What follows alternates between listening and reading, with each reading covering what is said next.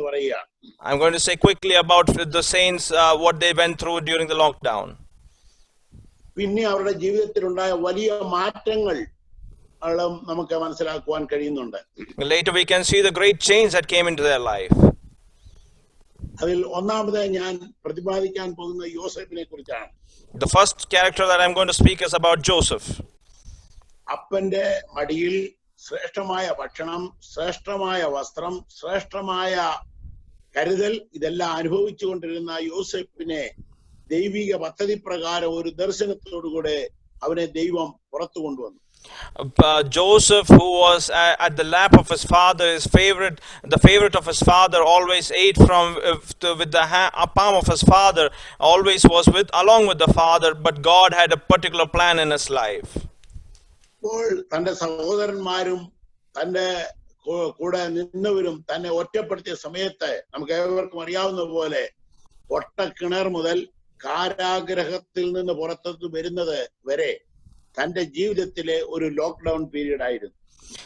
When his brothers tried to stand against him or tried to put him to death, and from the time of his when he was put into that pit or the well until the jail time, that was his lockdown period. ആ lockdown period കഴിഞ്ഞ് താൻ പുറത്തു വന്നത് മിസ്രൈമിന്റെ ഭരണാധികാരിയായി, ധനകാര്യ മന്ത്രിയായി, അത് ഭക്ഷ്യമന്ത്രിയായി ആണ് താൻ പുറത്തു കൊണ്ടുവന്നത്. He was the second in command. Once he came out of the lockdown, he became the second in command to the Pharaoh at Egypt. Praise the Lord. ദൈവമക്കളെ, ഞാൻ ഓർപ്പിക്കാനുള്ളത്, ഇന്ന് ലോക്ക്ഡൌണിലായിരിക്കുന്ന നമ്മെ ദൈവം പുറത്തു കൊണ്ടുവരുമ്പോൾ ഒരു ശക്തിയേറിയ മണ്ഡലത്തിലേക്ക് ദൈവം നമ്മെ നടത്തുവാൻ പോകുന്നു എന്നുള്ള വിശ്വാസം നമ്മുടെ ഉള്ളിൽ വേണം. Dear children of God, we should have the faith that once we come out of this lockdown, God is going to take us to the next realm or next level of faith. അതുപോലെ യാക്കോബിനെ കുറിച്ച് നാം പഠിക്കുമ്പോൾ അമ്മയോടുകൂടെ അമ്മയുടെ സ്നേഹത്തിൽ, പരിലാളനത്തിൽ, കൂടാരത്തിൽ പാർത്തുകൊണ്ട് ഏകദേശം ദൈവവചനപ്രകാരം 65 വയസ്സോളം അതേ മാതാപിതാക്കളുടെ ലാളനയിൽ താൻ വളർന്ന യാക്കോബിനെ നമുക്ക് കാണുവാൻ കഴിയും. We can see the life of Jacob, who was the dear of his mother, and under the care of his mother he lived about almost 65 years along with his parents with their care. എന്നാൽ ദൈവിക അനുഗ്രഹത്തോടുകൂടെ അവനെ ദൈവം പുറത്തു കൊണ്ടുവരികയും അവന്റെ lockdown period ആരംഭിക്കുകയും ചെയ്തു. But through the blessing of the Lord brought him out of his home, and from there his lockdown period began. ദീർഘമായി 20 വർഷമാണ് തനിക്ക് ലോക്ക്ഡൌൺ ആയി പോയത്. എന്നാൽ ദൈവം ഈ ലോക്ക്ഡൌൺ പീരീഡിൽ അവന് വേണ്ടതെല്ലാം കൊടുത്ത് അവന്റെ ജീവിതത്തിൽ ലഭിക്കാവുന്ന എല്ലാ നന്മയും ലഭിച്ചത് ഈ lockdown പീരീഡിലാണ്. He almost spent about 20 years in lockdown, but he received all the blessings from the Lord during this 20 years. അതിനുശേഷമായി അവൻ പെനിയലിലേക്ക് കടന്നു വരികയും ദൈവവും യാക്കോബുമായി ഒരു ആത്മീയ യുദ്ധത്തിൽ ഏർപ്പെടുകയും ദൈവസന്നിധിയിൽ കരഞ്ഞപേക്ഷിച്ച് വലിയൊരു വിശാലതയിലേക്ക് അവനെ ദൈവം മാറ്റുകയും ചെയ്തു. Then later you can see him coming to Peniel and then having a spiritual fight with the Lord. God and man is having a fight there, and he cries out unto the Lord, and the Lord blesses him and takes him to the next level. അതെ, ആവർത്തന പുസ്തകം 32-ാം അധ്യായത്തിന്റെ 10-ാം വാക്യം വായിക്കുമ്പോൾ യഹോവ തനിയെ അവനെ നടത്തി, അവനോടുകൂടെ അന്യ ദൈവം ഉണ്ടായിരുന്നില്ല എന്ന് കാണുന്നു. ആവർത്തന പുസ്തകം 32:12. 32:12. Okay, Genesis 32:12. So Deuteronomy.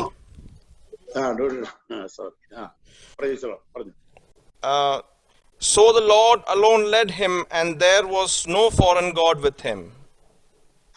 അവനെ ദൈവം യഹോവ തനിയെ അവനെ നടത്തി. The Lord alone led him. Praise the Lord. അപ്പോൾ ആ പീരീഡ് അവന്റെ ജീവിതത്തിൽ ഒരു കഷ്ടകാലമായി തോന്നിയെങ്കിലും ദൈവത്തിന്റെ പ്രത്യേക കരുതലും സൂക്ഷിപ്പും സംരക്ഷണവും വർധനവും ആ പീരീഡിലാണ് ദൈവം അവന് നൽകിയത്. Though he was alone, God led him and held him and provided him during these time. മോശയെ കുറിച്ച് പറയുമ്പോൾ മിസ്രൈമിലെ സകല സന്തോഷ സുഖങ്ങളിലും താൻ ജീവിച്ചെങ്കിലും, when we talk about Moses, when he lived in the complete comfort of Egypt, എന്നാൽ ദൈവം അവനെ 40-ാമത്തെ വയസ്സിൽ പുറത്തു കൊണ്ടുവന്ന് ദൈവം അവനെ തനിയാണ് ഒരു ലോക്ക്ഡൌൺ പീരീഡിലേക്കാണ് അവനെ കൊണ്ടുവന്നത്. But after his 40th year, God brought him out of that land and sent him to a lockdown. എന്നാൽ അതിന്റെ അവസാനം തീർന്നത് ഹോരേബിൽ കണ്ട തീയോടുകൂടെ അവനൊരു അഭിഷക്തനായി 10,000-ങ്ങളെ ലക്ഷങ്ങളെ നയിക്കാൻ കൊള്ളാവുന്ന ഒരു അഭിഷക്തനാക്കി ദൈവം പുറത്തു കൊണ്ടുവന്നു. But later he intervened with the Lord at Korem, at the bush, the fiery bush, and then he became an anointed of the Lord who was able to lead the lakhs of people of Israel. ഇന്ന് ദൈവവചനം കേൾക്കുന്ന ദൈവമക്കളോട് എനിക്ക് പറയാനുള്ളത്, ഈ lockdown നിന്നെ ഒതുക്കാനുള്ളതല്ല, നിന്നെ വർദ്ധിപ്പിക്കാനുള്ളതാണ്. വലിയൊരു തേജസ്സിന്റെ ശുശ്രൂഷ ദൈവം നിനക്ക് തരാൻ പോകുന്നു എന്നുള്ള കാര്യം നീ മറന്നു പോകരുത്. What I want to remind each and every children of God is that this lockdown is not to destroy you but to anoint you and to increase you. So we should not forget this, that the Lord is going to take you to the next realm in the ministry. വിശുദ്ധന്മാരെ കുറിച്ച് പറഞ്ഞാൽ Ezekiel, Daniel അവരെല്ലാവരും വലിയ lockdown പീരീഡിൽ കടന്നുപോയിട്ടുണ്ട്. If you look at the Old Testament saints, Ezekiel and Daniel all have been through a lockdown period. വലിയ ശുശ്രൂഷയോടുകൂടി ഈ lockdown കഴിഞ്ഞ് അവർ പുറത്തു വരികയാണ് ചെയ്തത്. But after this great lockdown, they came out for a greater ministry. അങ്ങനാണെങ്കിൽ ദൈവവചനം കേൾക്കുന്ന നിങ്ങളോട് എനിക്ക് പറയുവാനുള്ളത്, ഈ ലോക്ക്ഡൌൺ നമുക്ക് ദോഷത്തിനല്ല, ഇത് ഗുണത്തിനായി മാറാൻ പോകുകയാണ്. So what I want to remind each and every children of God is that this lockdown is not going to be harmful for us, but it is going to be profitable for us. ദൈവത്തിന് സ്തോത്രം ചെയ്താട്ടെ. Hallelujah. Thank you, Jesus. Praise the Lord, praise the Lord, praise the Lord, praise the Lord. ഇന്ന് ഞാൻ വചന ശുശ്രൂഷയ്ക്കായി ഉദ്ദേശിക്കുന്ന ഭാഗം ഞാൻ വായിപ്പാൻ കർത്താവിൽ ശരണപ്പെടുന്നു. I desire to read the part of the verse which I would like to speak to you today.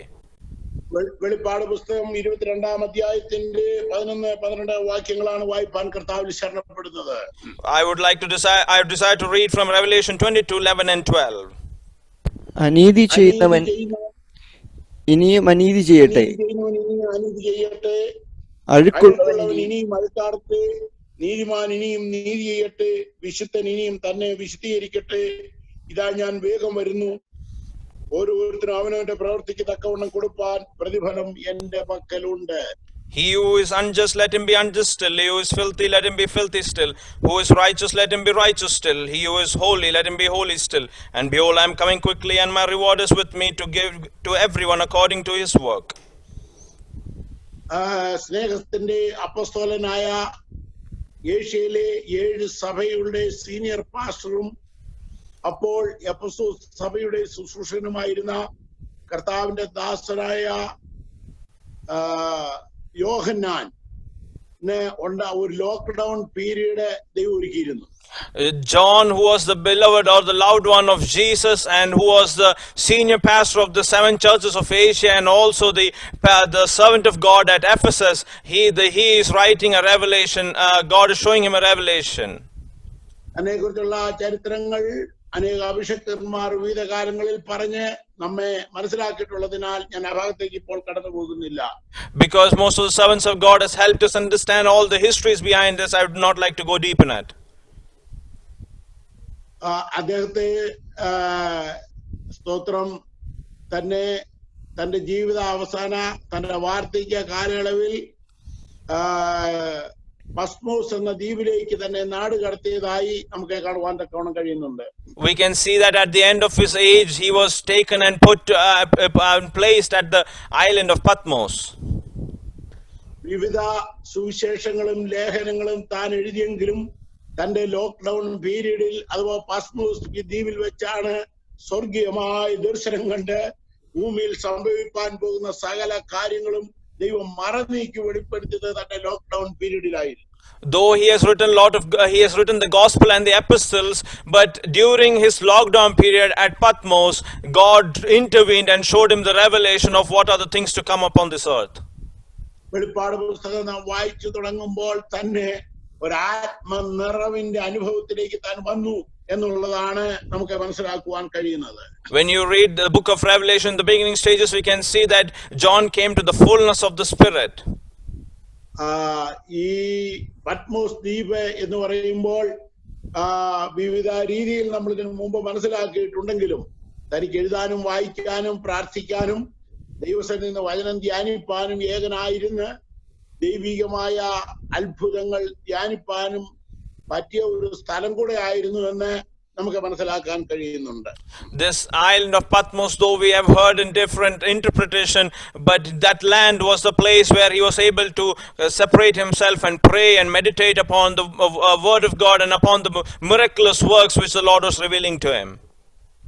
ഇപ്പോൾ നാം ചിന്തിക്കുമ്പോൾ നമ്മൾ ഇന്ന് വീട്ടിലായിരിക്കുന്ന സമയത്ത് ലോകവുമായുള്ള ബന്ധം വിട്ട്, സഭകളുമായുള്ള ബന്ധം വിട്ട്, വിശ്വാസികളുമായുള്ള ബന്ധം വിട്ട്, അവരുടെ സ്നേഹ ലാളനം വിട്ട് ഇന്ന് നമ്മൾ ഭവനത്തിൽ ലോക്ക്ഡൌൺ ആയിരിക്കുകയാണ്. If we look in current situation, we can see that we have lost the touch with the worldly people, the touch with the church, with the believers around, with their care and their love we have lost, and we are alone at our homes. കൂട്ടുവിശ്വാസികൾ നമ്മളെ തിരുത്താനില്ല, കൂട്ടുവിശ്വാസികൾ നമ്മളെ ആശ്വസിപ്പിക്കാനില്ല. നമ്മുടെ പാസ്റ്റർക്ക് നമ്മുടെ അടുക്കൽ വരുവാൻ താല്പര്യമുണ്ടെങ്കിലും വരാൻ പറ്റാത്ത സാഹചര്യങ്ങൾ ഇതൊക്കെ ഉണ്ടായെന്ന് വരാം. പക്ഷെ ഏത് സാഹചര്യത്തിലും ഇറങ്ങി വരുന്ന ഒരു സ്വർഗം നമുക്കുണ്ടെന്നുള്ള കാര്യം നാം മറന്നു പോകരുത്. This situation might not allow our fellow brothers to come and comfort us or correct us, or not, even though the pastor desires to come to you, yet he might not be able to come because of the law. But you should remember that God, there is a heaven that is there to come when you are alone. അപ്പോൾ ഇങ്ങനെയുള്ള സന്ദർഭങ്ങൾ ലഭിക്കുമ്പോൾ നാം കൂടുതൽ സമയം ദൈവസന്നിധിയിൽ പ്രാർത്ഥിപ്പാനും ദൈവികത്തിന്റെ അരുളപ്പാട് പ്രാപിപ്പാനും നാം ദൈവിക ശബ്ദത്തിന് വേണ്ടി ഒരുങ്ങുകയും ചെയ്യുമെങ്കിൽ ദൈവം നമ്മുടെ ജീവിതത്തിലും വലിയ മാറ്റങ്ങളും സ്വർഗീയമായ ദർശനങ്ങളും തന്ന് നമ്മെ ശക്തീകരിപ്പാൻ ദൈവത്തിന് പദ്ധതിയുണ്ടെന്ന് ദൈവാത്മാവ് ഈ സമയം നമ്മെ ഓർപ്പിക്കുക. When we get such opportunities, if we utilize it to the maximum and separate our time and consecrate ourselves and delight on His word, then you are going to see a great change, and God is going to take you to the next realm of His ministry. This is what the Holy Spirit is reminding each one of us. ഒന്നാം ഭാഗം വായിക്കുമ്പോൾ നമുക്ക് വലിയ സന്തോഷം നൽകുന്ന വേറെ ചില ഭാഗങ്ങൾ കാണുന്നുണ്ട്. ഈ പുസ്തകത്തെ കുറിച്ച് പറയുമ്പോൾ തന്നെ പ്രവചന പുസ്തകം എന്നാണ്. ഈ പ്രവചന പുസ്തകത്തെ കുറിച്ച് പല കാര്യങ്ങൾ അവിടെ ഉണ്ടാകും.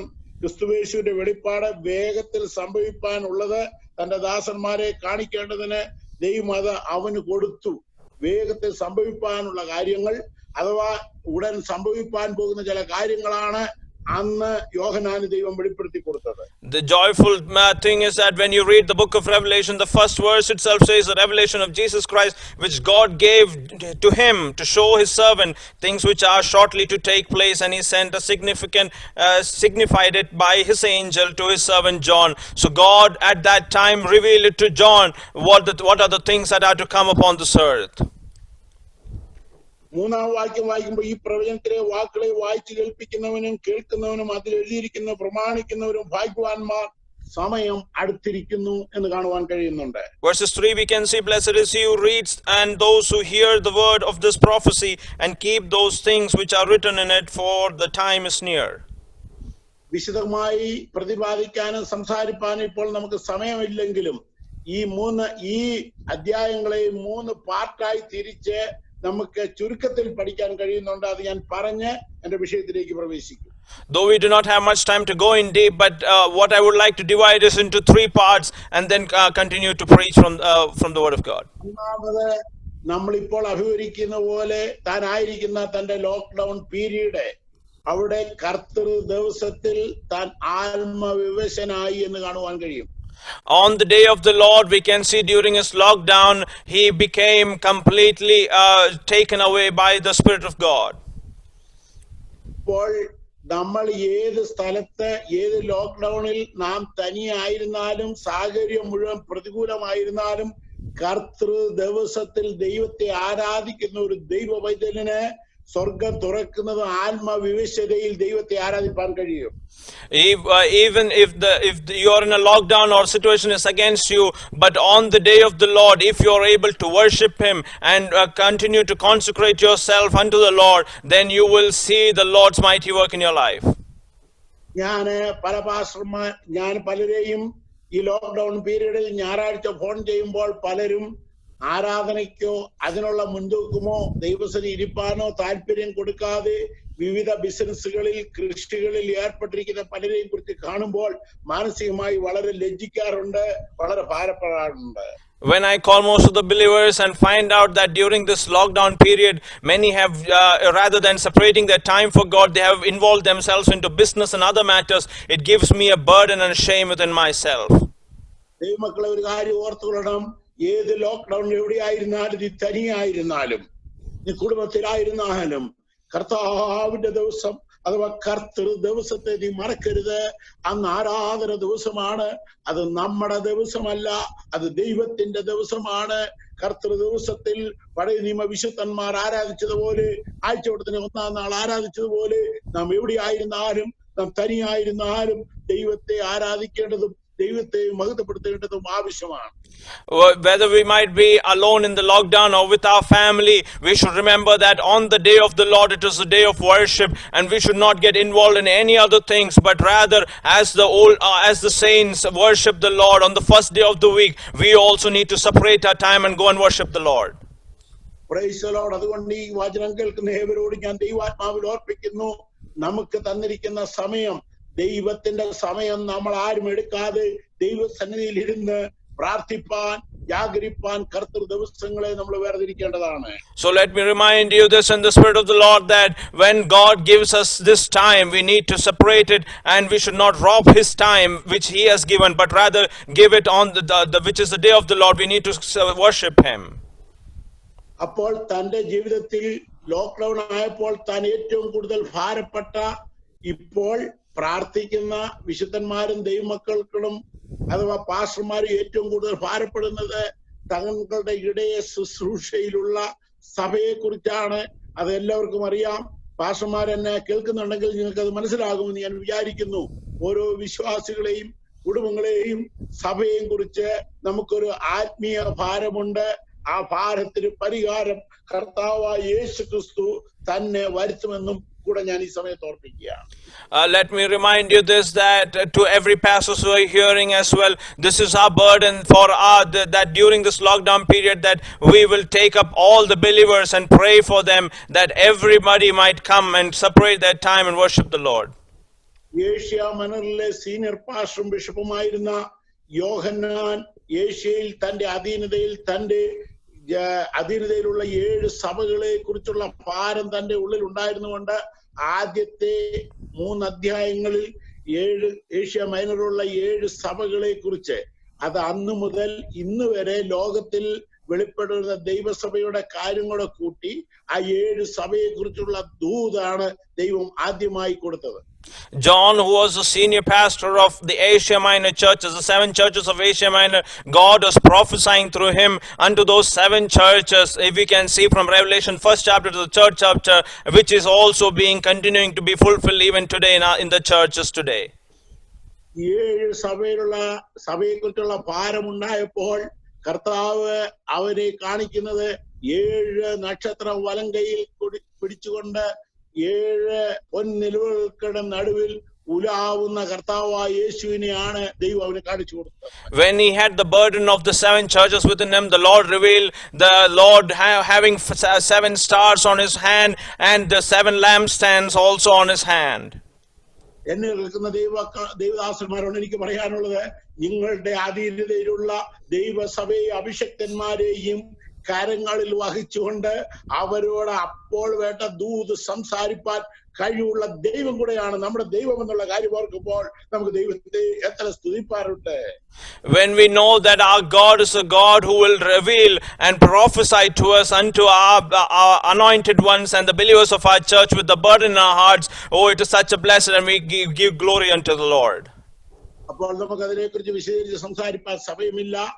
2-ാം അധ്യായം മുതൽ 2-3 അധ്യായങ്ങൾ 7 സഭയുടെ ദൂതന് അപ്പോൾ അവരായിരിക്കുന്ന അവസ്ഥകൾ, അവരുടെ ജീവിതത്തിലുള്ള കുറവുകൾ, അവരിൽ സംഭവിപ്പാൻ പോകുന്ന കാര്യങ്ങൾ ദൈവത്തിന്റെ ആത്മാവ് വെളിപ്പെടുത്തി പ്രാരംഭമായി അവന് കൂടെ സംസാരിച്ചു. The Holy Spirit is speaking to him from the 2nd chapter and the 3rd chapter of the 7 churches, their shortcomings and the things that are to come within them. The Holy Spirit was revealing it unto John. അപ്പോൾ 3-ാം അധ്യായം വരെ നാം പഠിക്കുമ്പോൾ ആ പരിശുദ്ധാത്മാവിന്റെ പ്രത്യേകത നമ്മിലുള്ള ഗുണഗണങ്ങൾ വർണ്ണിക്കുക മാത്രമല്ല, നമ്മൾ എവിടെ മാനസാന്തരപ്പെടണമെന്നും എവിടെ യഥാസ്ഥാനപ്പെടണമെന്നും ഈ ലോകത്തെ ജയിക്കണമെന്നുള്ള ദൂതാണ് ദൈവസഭകൾക്ക് ദൈവം കൊടുത്തത്. When we read the 3rd chapter, the Holy Spirit not only speaks of our goodness but also shows where our shortcomings are, where we need to come to repentance, and He prophesies unto us where we need to come back to Him. ഈ ദീർഘദിവസങ്ങൾ ഉപവസിച്ചും പ്രാർത്ഥിച്ചുകൊണ്ടിരിക്കുന്ന ദൈവമക്കളോട് എനിക്ക് പറയാനുള്ള ഒരു കാര്യം, നമ്മളും ക്രമീകരിക്കേണ്ട കാര്യങ്ങൾ, നമ്മുടെ നല്ല പ്രവൃത്തികൾ ദൈവം കാണുന്നുണ്ട്. അപ്പോൾ തന്നെ നമ്മുടെ കുറവുകളും ദൈവം കാണുന്നുണ്ട്. നമ്മൾ യഥാസ്ഥാനപ്പെടുകയും നമ്മൾ ഈ ലോകത്തെ ജയിക്കുകയും ചെയ്യണമെന്ന് നമ്മുടെ കർത്താവ് ആഗ്രഹിക്കുകയാണ്. To all those who have separated the time during this fasting and prayer, what the Holy Spirit wants to remind you is that you need, God knows the goodness that is in your life, but He also knows the shortcoming of your life. So where you have to correct yourselves and set yourself right before God, you need to set right. ഇന്ന് പൽക്കാലം വിവിധയിടങ്ങളിൽ നിന്ന് ദൈവമക്കൾ എല്ലാവരും ഈ വചനം കേൾക്കുമ്പോൾ നമ്മുടെ കുറവുകളെ കണ്ട് ശുദ്ധീകരണം പ്രാപിച്ച് യഥാസ്ഥാനപ്പെട്ട കർത്താവിന്റെ വരവിന് വേണ്ടി ഒരുങ്ങുവാൻ നമ്മളെ തന്നെ ഒരുക്കാൻ കൂടെ ഒരു നല്ല സമയമായി ദൈവം തീർക്കട്ടെ എന്ന് ഞാൻ പ്രത്യേകം ഓർപ്പിക്കുന്നു. Let me remind you that let this time be the time where we set ourselves right before God, and that we confess our sins and be prepared on the coming of the Lord. 4-ാം അധ്യായം 1 മുതൽ 22-ാം അധ്യായത്തിന്റെ 5 വരെയുള്ള വേദഭാഗങ്ങൾ നമ്മൾ പഠിക്കുമ്പോൾ, when we study from Revelation chapter 4 and up to Revelation chapter 22:5 വാക്യം വരെ നാം പഠിക്കുമ്പോൾ, സ്തോത്രം, അത് ഇപ്പോഴുള്ളതല്ല, മേലാൽ സംഭവിപ്പാനുള്ള കാര്യം കാണിക്കാമെന്ന് പറഞ്ഞ ദൈവം അവനെ കാണിച്ചു കൊടുക്കുകയായിരുന്നു. God was showing the things that are to come upon this earth. ഇന്ന് ഈ തലമുറയിൽ ജീവിക്കുന്നവരെ ജീവിച്ച ഒരൊറ്റ മനുഷ്യരും കാണാത്ത, ഇനി നമ്മൾ കാണാൻ പോകുന്ന, ഇനി സംഭവിപ്പാൻ പോകുന്ന കാര്യങ്ങളാണ് 4-ാം അധ്യായം 1 മുതൽ 22-ാം അധ്യായം 5 വരെയുള്ള വാക്യങ്ങളിൽ പ്രതിപാദിച്ചിരിക്കുന്നത്. What it is mentioned in Revelation chapter 4 verses 1 up to Revelation chapter 22 verses 5 is that of those things that have come and to pass and those things that are yet to come. അത് നമ്മൾ ആരും നമ്മുടെ ജീവിതത്തിൽ ഇതുവരെ കണ്ടിട്ടില്ല, എന്നാൽ സംഭവിപ്പാൻ പോകുന്ന കാര്യമാണത്. We have not seen anything of that which is to come, but it is all going to come to pass. അപ്പോൾ അത് ഞാൻ സ്നേഹത്തോടെ ഞാൻ ഓർപ്പിക്കുന്നത്, ഈ ലോക്ക്ഡൌൺ പീരീഡിൽ കൂടുതൽ സമയമെടുത്ത് കൂടുതൽ സമയം കണ്ടെത്തി നിങ്ങളെല്ലാവരും ഈ വെളിപ്പാട് പുസ്തകം വായിക്കുകയും പഠിക്കുകയും ചെയ്യണം. അപ്പോൾ ദൈവം നിങ്ങൾക്ക് വൻ കാര്യങ്ങൾ വെളിപ്പെടുത്തി തരും. So what I want to remind you is, during this lockdown period, you need to take your time, separate it, and meditate on the book of Revelation, and God will show you the mysteries of this book. അപ്പോൾ ഈ ദൈവവചനത്തിൽ എഴുതിയിരിക്കുന്ന കാര്യങ്ങൾ ഇതുവരെ സംഭവിച്ചിട്ടില്ല, എന്നാൽ ഉടൻ സംഭവിക്കാൻ പോകുകയാണ്. Whatever is mentioned in this book has not yet come to pass, but it is going to come to pass. ഇത് ദൈവസഭയുടെ ലോക്ക്ഡൌൺ പീരീഡ് ആണ്. ദൈവത്തിന്റെ ആത്മാവ് എനിക്ക് തരുന്ന ഒരു പ്രചോദനം, ഈ ലോക്ക്ഡൌൺ പീരീഡിന്റെ അവസാനത്തോടെ ദൈവം ഒരുപക്ഷെ ഈ സമയം ഓപ്പൺ ചെയ്യും, അഥവാ ഈ സംഭവത്തിലേക്ക് നമ്മളെ കൊണ്ടുപോകും. ദൈവസഭ ഇവിടുന്ന് മാറ്റപ്പെടും എന്ന് ഞാൻ പ്രതീക്ഷിക്കുന്നു. What I expect is, what I believe is that after this lockdown, there is going to be a change, and the church, which is the church, bride of Christ, is going to be taken away. ആകയാൽ നാം അതാത് രാജ്യങ്ങളിൽ അതാത് ദേശങ്ങളിൽ ആയിരിക്കുമ്പോൾ നമ്മൾ നമ്മളെ തന്നെ സൂക്ഷിപ്പാനും ഒരുക്കുവാനുള്ള സമയം അതിനെ കണ്ടെത്തണം. We should take and find out time or separate time to set ourselves and prepare ourselves for the coming of the Lord. ഞാൻ ഈ ഭാഗത്തെ കുറിച്ച് ഒരു വിശദീകരണ പ്രസംഗത്തിന് പോകുന്നില്ല എന്ന നമ്മുടെ വിഷയം അതല്ലാത്തത് കൊണ്ട് നിങ്ങളെ ഒന്ന് മനസ്സിലാക്കാൻ പറഞ്ഞതേ ഉള്ളൂ. അപ്പോൾ ആ ഭാഗം നമ്മളെ വായിക്കുകയും പഠിക്കുകയും ചെയ്യണം. ഈ വചനം തന്നെ പറഞ്ഞത്, ഈ പ്രവചന പുസ്തകം വായിച്ച് കേൾപ്പിക്കുന്നവനും കേൾക്കുന്നവനും അത് പ്രമാണിക്കുന്നവനും ഭാഗ്യവാന്മാരാണല്ലോ. What I don't want to go into a deep study, but what I am trying to tell is we need to find out time and study. For as it says in verse 3, that those who read and to those who hear the word of God, this is the prophecy. ഇനിയും നമ്മുടെ വിഷയത്തിലേക്ക് ഞാൻ വരുന്നു. 22-ാം അധ്യായത്തിന്റെ 5-ാം വാക്യം കഴിയുമ്പോൾ സ്തോത്രം 6-ാം വാക്യം ഇങ്ങനെ പറയുകയാണ്, പിന്നെ അവൻ എന്നോട് ഈ വചനം വിശ്വാസ യോഗ്യവും സത്യവുമാകുന്നു. പ്രവാചകന്മാരുടെ ആത്മാക്കളുടെ ദൈവമായ കർത്താവ് വേഗത്തിൽ സംഭവിക്കേണ്ടത് തന്റെ ദാസന്മാർക്ക് കാണിച്ചു കൊടുപ്പാൻ തന്റെ ദൂതനെ അയച്ചു. അപ്പോൾ വേഗത്തിൽ സംഭവിപ്പാൻ പോകുന്ന ചില കാര്യങ്ങൾ അന്ന് യോഹന്നാനെ വെളിപ്പെടുത്തിയെങ്കിൽ ഇന്ന് എനിക്ക് ഓർപ്പിക്കാനുള്ളത്, വേഗത്തിൽ സഭയുടെ അവസാന പീരീഡിൽ, ലവോദിക്ക സഭയുടെ പീരീഡിൽ നമ്മൾ നിൽക്കുകയാണ്. ഉടൻ വേഗത്തിൽ സംഭവിപ്പാൻ പോകുന്ന ചില കാര്യങ്ങൾ ഇവിടെ ആണ് ഈ വെളിപ്പാടിൽ യോഹന്നാൻ വെളിപ്പെടുത്തി തന്നത്. Here, chapter 22, verses 6, we can read that then he said to me, these words are faithful and true, and the Lord God of the holy prophet sent his angel to show his servant the things which must shortly take place. So these are the things that are going to shortly take place, for we are in the period of Laodicea church, and those things are going to come, and God showed John those things. ഇപ്പോൾ ഞാൻ ആ ഭാഗത്ത്, ആ chapter എന്ന് പറഞ്ഞാൽ 4-ാം അധ്യായത്തിന്റെ 1-ാം വാക്യം മുതൽ 22-ാം അധ്യായത്തിന്റെ 5-ാം വാക്യം വരെ എന്നുള്ള ആ ഭാഗം ഒരു ചാപ്റ്റർ ആണ്. ആ ചാപ്റ്റർ അഥവാ ആ പ്രവചന ഭാഗം ക്ലോസ് ചെയ്ത ശേഷം, ആ ക്ലോസ് ചെയ്തിട്ട് പറഞ്ഞ ഭാഗങ്ങളാണ് നമ്മളിപ്പോൾ ഇവിടെ വായിച്ചത്. ഈ വചനം വിശ്വാസവും സത്യവുമാകുന്നു. So we are from chapter 4 verses 1 up to 22 verses 5, we can see it is a prophecy of God, and once that prophecy is closed, the next verse is what we read, that these words are faithful and true. അപ്പോൾ സംഭവിപ്പാനുള്ള കാര്യം സംഭവിക്കുക തന്നെ ചെയ്യും. അതിന് യാതൊരു മാറ്റവുമില്ല. സംഭവിപ്പാനുള്ള എല്ലാ കാര്യങ്ങളും സംഭവിക്കുക തന്നെ ചെയ്യുമെന്ന് ദൈവവചനം നമ്മെ പഠിപ്പിക്കുകയാണ്. The word of the Lord is teaching that whatever things are supposed to come to pass will come to pass, and there will be no change in it. ആഴമായി വെളിപ്പാട് പുസ്തകം പഠിച്ചത് കൊണ്ടോ അത് വ്യാഖ്യാനിച്ചത് കൊണ്ടോ അതിനെക്കുറിച്ച് വലിയ വലിയ മെസ്സേജുകൾ കൊടുത്തത് കൊണ്ടോ ഒന്നും നമ്മൾ ദൈവരാജ്യത്തിൽ പോകത്തില്ല. നമ്മൾ പോകണമെങ്കിൽ നമ്മൾ എന്ത് ചെയ്യണം എന്നുള്ള കാര്യമാണ് ഞാൻ ഇനിയും പറയാൻ പോകുന്നത്.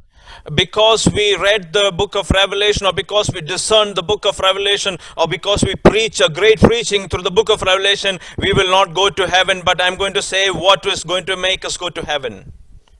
ഇന്ന് ജ്ഞാനം പ്രാപിച്ച അനേകർ വെളിപ്പാട് പുസ്തകത്തിലെ വിവിധ കാര്യങ്ങൾ വിവിധ രീതിയിൽ പ്രഘോഷിച്ച് ലോകം അങ്ങുള്ള വിശുദ്ധന്മാർ തമ്മിൽ വാക്പോര് വരെ നടത്തുന്ന അതുപോലെ ഒരു കാലയളവിൽ നമ്മൾ നിൽക്കുകയാണ്. നമ്മൾ അതിന് പോകേണ്ട ആവശ്യമില്ലാത്ത സംഭവിപ്പാനുള്ളതാണ്, മേലാൽ സംഭവിപ്പാനുള്ളതാണ്. അതിനെക്കുറിച്ചല്ല നമ്മൾ ചിന്തിക്കേണ്ടത്. നമ്മൾ എന്ത് ചെയ്യണം എന്നുള്ള കാര്യം ചിന്തിക്കേണ്ട ഏറ്റവും നല്ല സമയമാണ് ഈ ലോക്ക്ഡൌൺ പീരീഡ്.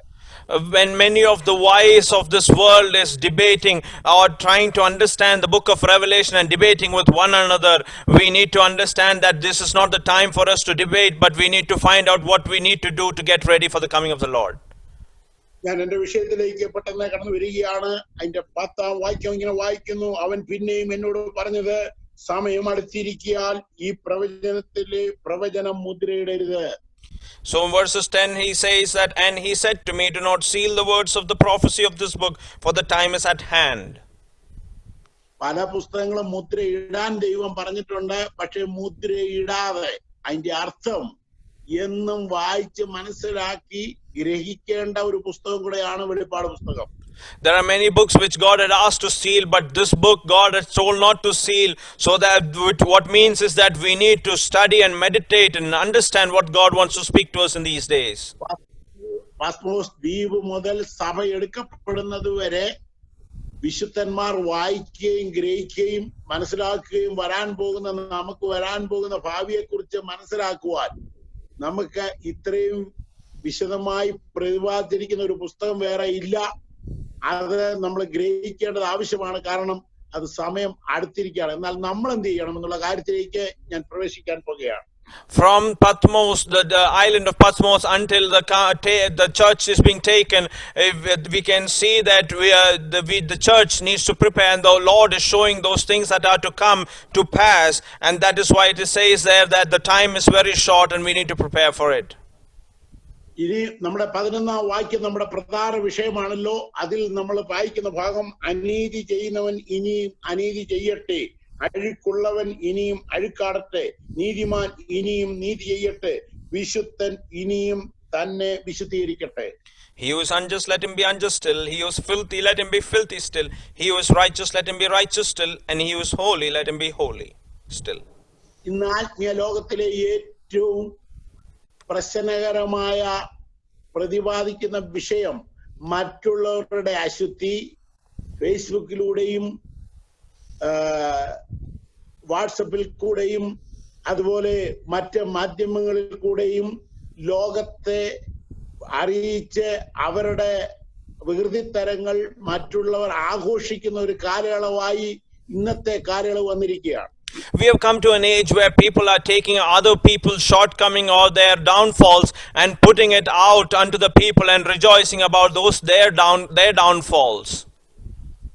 എന്നാൽ അവരുടെ അനീതിയെക്കുറിച്ച് പ്രതിപാദിക്കാനോ സംസാരിക്കാനോ ദൈവം നമ്മെ അനുവദിച്ചിട്ടില്ല. But God has not allowed us to speak of their unjust or filthy matters.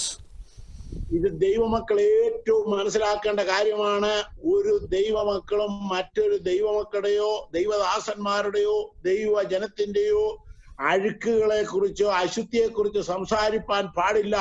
അഴുക്കുള്ളവൻ ഇനി അഴുക്കാടിക്കോട്ടെ, അത് ദൈവത്തിന് വിഷയമല്ല. അവനെ അഴുക്കിലേക്ക് ദൈവം കൊണ്ടുപോയിരിക്കുക.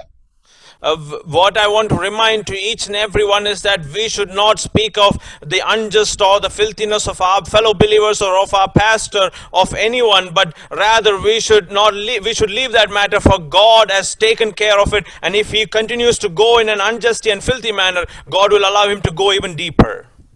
ഞാനൊരു ഉദാഹരണം കൊണ്ട് നിങ്ങളെ കാര്യങ്ങൾ മനസ്സിലാക്കാം.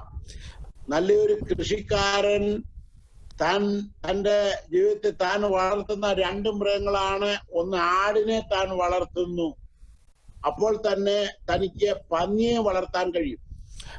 One of the best examples is a farmer has two animals, and one of it is a goat which he is bringing up, and also a pig as well. രണ്ടും ഒരു വീട്ടിലെ ആഹാരവും ഒരു വീട്ടിലെ ഭക്ഷണവും ഒരു യജമാനനുമാണെങ്കിലും അത് ആടെപ്പോഴും അതിനുള്ള ഭക്ഷണം എന്ത് കിട്ടിയാലും വിശുദ്ധമായ ഭക്ഷണം കഴിക്കുകയും വിശുദ്ധമായ സ്ഥലത്ത് താമസിക്കുകയും വിശുദ്ധമായ സ്ഥലത്ത് ഉറങ്ങുകയും ഇടയന്റെ ശബ്ദം കേൾക്കുകയും ചെയ്യും. Though the master is the same, though the place of the food is the same and everything, yet the goat chose to eat what is good, and he used to stay where place is clean.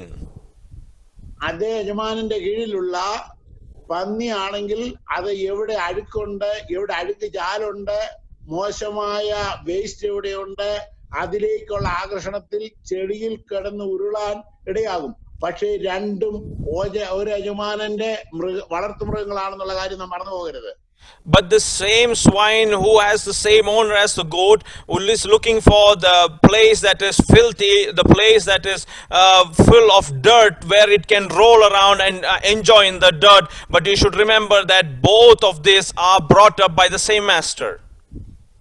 അപ്പോൾ അഴുക്കുള്ളവരെ കുറിച്ച് ഒരു ആടെപ്പോഴും ചെയ്യേണ്ടത് പന്നി മോശമായി ജീവിക്കുന്നു, പന്നി മോശമായി കിടക്കുന്നു, അഴുക്കി പോകുന്നു എന്ന് പറഞ്ഞ് നീ നോക്കാനല്ല, നീ വിശുദ്ധമായത് കണ്ട് അത് ഭക്ഷിച്ച് അത് ബലപ്പെട്ട യജമാന് കൊള്ളാവുന്ന ജീവിക്കുക എന്നുള്ളതാണ് ആടിന്റെ ചുമതല. But the duty of the goat is not to look at the pig, swine, and say that is doing all filthy things and rolling in the dirty mud, but rather it is supposed to eat what it is holy and become strong and do what the master desires. ഇന്ന് വിശുദ്ധന്മാരായി എന്നെ കേൾക്കുന്ന ഓരോരുത്തരോടും പറയാനുള്ളത്, മറ്റുള്ളവരുടെ അശുദ്ധി കാണുവാനോ അതിൽ സന്തോഷിപ്പാനോ അവൻ അങ്ങനെ പോകുന്നെന്ന് പറയുവാൻ ദൈവം നമുക്ക് അധികാരം തന്നിട്ടില്ല. നമുക്ക് തന്നിരിക്കുന്ന അധികാരം, നീ വിശുദ്ധനായിരിക്കുന്നെങ്കിൽ വിശുദ്ധൻ തന്നെ വിശുദ്ധീകരിച്ച് ജീവിക്കുക എന്നുള്ളത് മാത്രമാണ്. If what God is asking us in these days is not to judge others how they are living or how filthy they are, but rather God has given us the authority to judge ourselves, and for he who is righteous, let him be righteous still. അപ്പോൾ ഇവിടെ നമുക്ക് കാണുവാൻ കഴിയുന്നു, അനീതി ചെയ്യുന്നവൻ അനീതി ചെയ്യട്ടെ, അഴുക്കുള്ളവൻ അഴുക്കാടട്ടെ, അത് നമ്മുടെ വിഷയമല്ല. Here we can see who is filthy, let him be filthy still. Who is unjust, let him be unjust still. That is not our problem. നമ്മൾ എന്ത് ചെയ്യണമെന്നുള്ള കാര്യമാണ് ഇനി ഞാൻ സംസാരിക്കാൻ പോകുന്നത്. What we are supposed to do is what I'm going to speak. അവിടെ കാണുന്നു, വിശുദ്ധൻ ഇനിയും തന്നെ വിശുദ്ധീകരിക്കട്ടെ. Here we can see, he who is righteous, let him be righteous still. അപ്പോൾ വിശുദ്ധൻ തന്നെ വിശുദ്ധീകരിക്കാൻ പറ്റിയ ഏറ്റവും നല്ല സമയമാണ് ഈ lockdown period. This lockdown period is the best time for a righteous man to be even more righteous. നമുക്ക് നമ്മെ തന്നെ കാണാൻ പറ്റും, നമ്മെ തന്നെ നമ്മുടെ കുറവുകളെ കണ്ടുപിടിക്കാൻ പറ്റും. നമുക്ക് ദൈവ വചനപ്രകാരം നമ്മളെ ക്രമീകരിപ്പാൻ ഏറ്റവും പറ്റിയ സമയമാണ് പ്രത്യേകാല ഉപവാസ പ്രാർത്ഥനയും. This is the best time, especially during this fasting, to see ourselves and to correct ourselves before the word of God. ദൈവവചനം നാം പഠിക്കുമ്പോൾ ഈ ദൈവവചനം എഴുതിയിരിക്കുന്ന മൊത്തം വിശുദ്ധന്മാർക്ക് വേണ്ടി മാത്രമാണ്. When we study the word of God, this word is written only for the saints. നിങ്ങള് ലേഖനങ്ങൾ, പൗലോസിന്റെ എഴുതിട്ട ലേഖനങ്ങൾ നിങ്ങൾ വായിക്കുമ്പോൾ അതിന്റെ എല്ലാ അധ്യായത്തിന്റെയും ഒന്നാം വാക്യം നിങ്ങൾ വായിക്കണം. When you read every epistle of Paul, you have to read the first chapter's first verse. അവിടെ എഴുതിയിരിക്കുകയാണ് കൊരിന്ത്യയിലുള്ള വിശുദ്ധന്മാർക്ക് എഴുതുന്നത്, റോമയിലുള്ള വിശുദ്ധന്മാർക്ക് എഴുതുന്നത്, ചിതറിപ്പാർക്കുന്ന വിശുദ്ധന്മാർക്ക് എഴുതുന്നത്, യേശുവിന്റെ രക്തത്താൽ വീണ്ടെടുക്കപ്പെട്ട വിശുദ്ധന്മാർക്കുള്ള ലേഖനങ്ങളാണ് നമ്മള് ഈ പുതിയ നിയമത്തിൽ കാണുന്ന എല്ലാ ലേഖനങ്ങളും. You can see when Paul mentions, he mentions, I write to the saints of Rome, or I write to the saints of Corinthians, or I write to the saints who are scattered. Paul is writing to every saints of the church of God. അപ്പോൾ വിശുദ്ധൻ എങ്ങനെ ജീവിക്കണം, വിശുദ്ധന് ഉള്ളതായ ആ ജീവിതത്തിന്റെ വേലിക്കെട്ടുകൾ, ശുദ്ധീകരണം, ക്രമീകരണങ്ങൾ, ഇതൊക്കെയാണ് വേദപുസ്തകത്തിൽ അഥവാ ലേഖനങ്ങളിൽ നമുക്ക് കാണുവാൻ കഴിയുന്നത്. How should a saint or a holy person live? According to the word of God, we can see he needs to build his wall around, he needs to cleanse and purify himself before the word of God.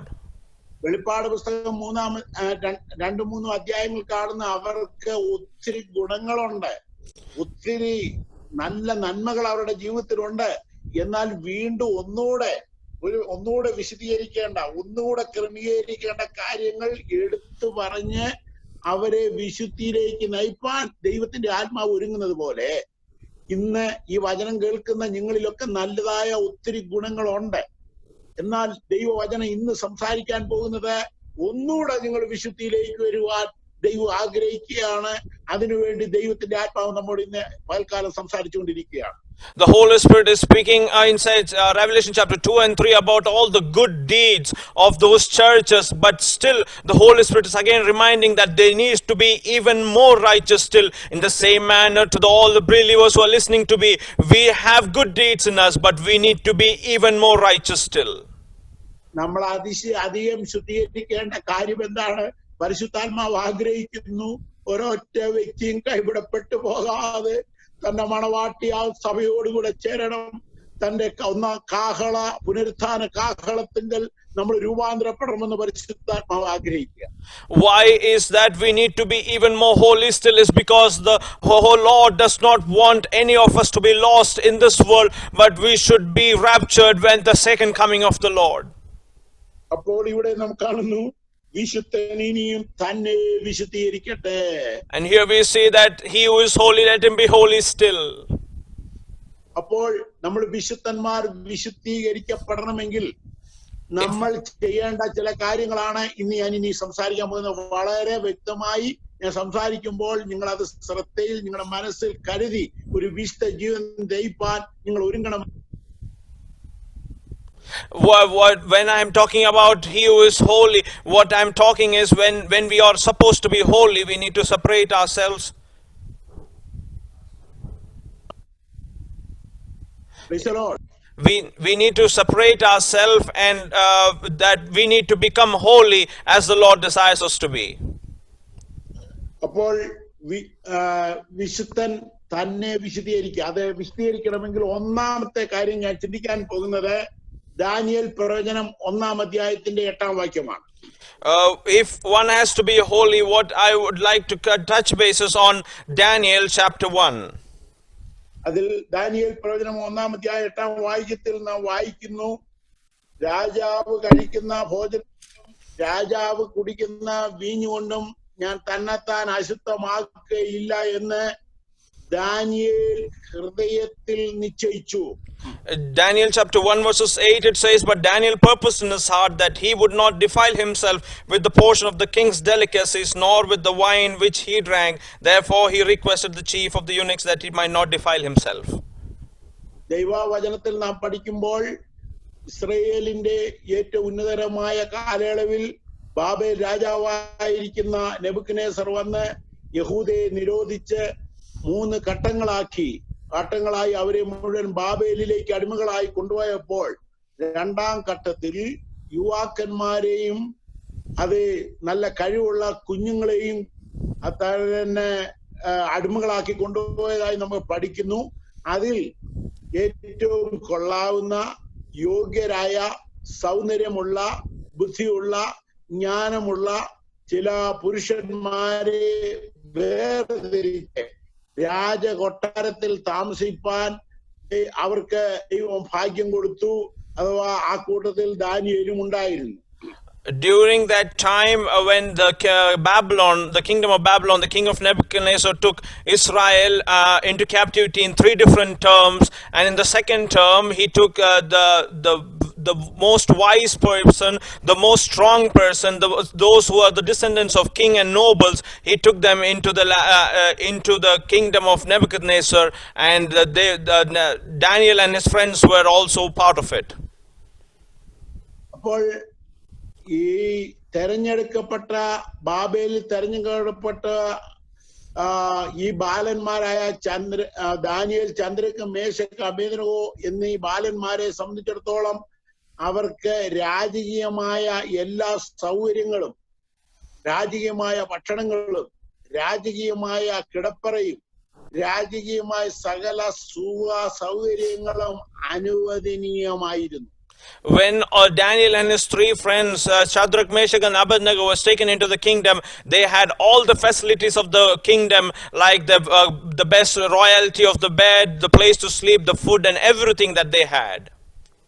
ഞാനൊരു കാര്യം നിങ്ങളെ ഓർപ്പിക്കുന്നത്, ലോകത്തിന്റെ വിവിധ രാജ്യങ്ങളിലേക്ക് ദൈവമക്കൾ കുടിയേറി പാർക്കുകയും അവിടെ ജീവിക്കുകയും ചെയ്യുമ്പോൾ അവിടെ ലഭിക്കുന്നതായ സുഖ സൗകര്യങ്ങളും ലോകമോഹങ്ങളും അതുപോലെ ആ രാജ്യത്തിന്റെ നിയമങ്ങളും രാജ്യത്തിൽ ലഭിക്കുന്ന നന്മകളൊക്കെ ആസ്വദിച്ച് ഇത് ദൈവം തന്നതാണെന്ന് പറഞ്ഞ് അവരോട് ഇഴുകി ചേരാൻ ദൈവം നമ്മെ, പ്രത്യേകിച്ച് വിശുദ്ധന്മാരെ, അനുവദിക്കുന്നില്ല.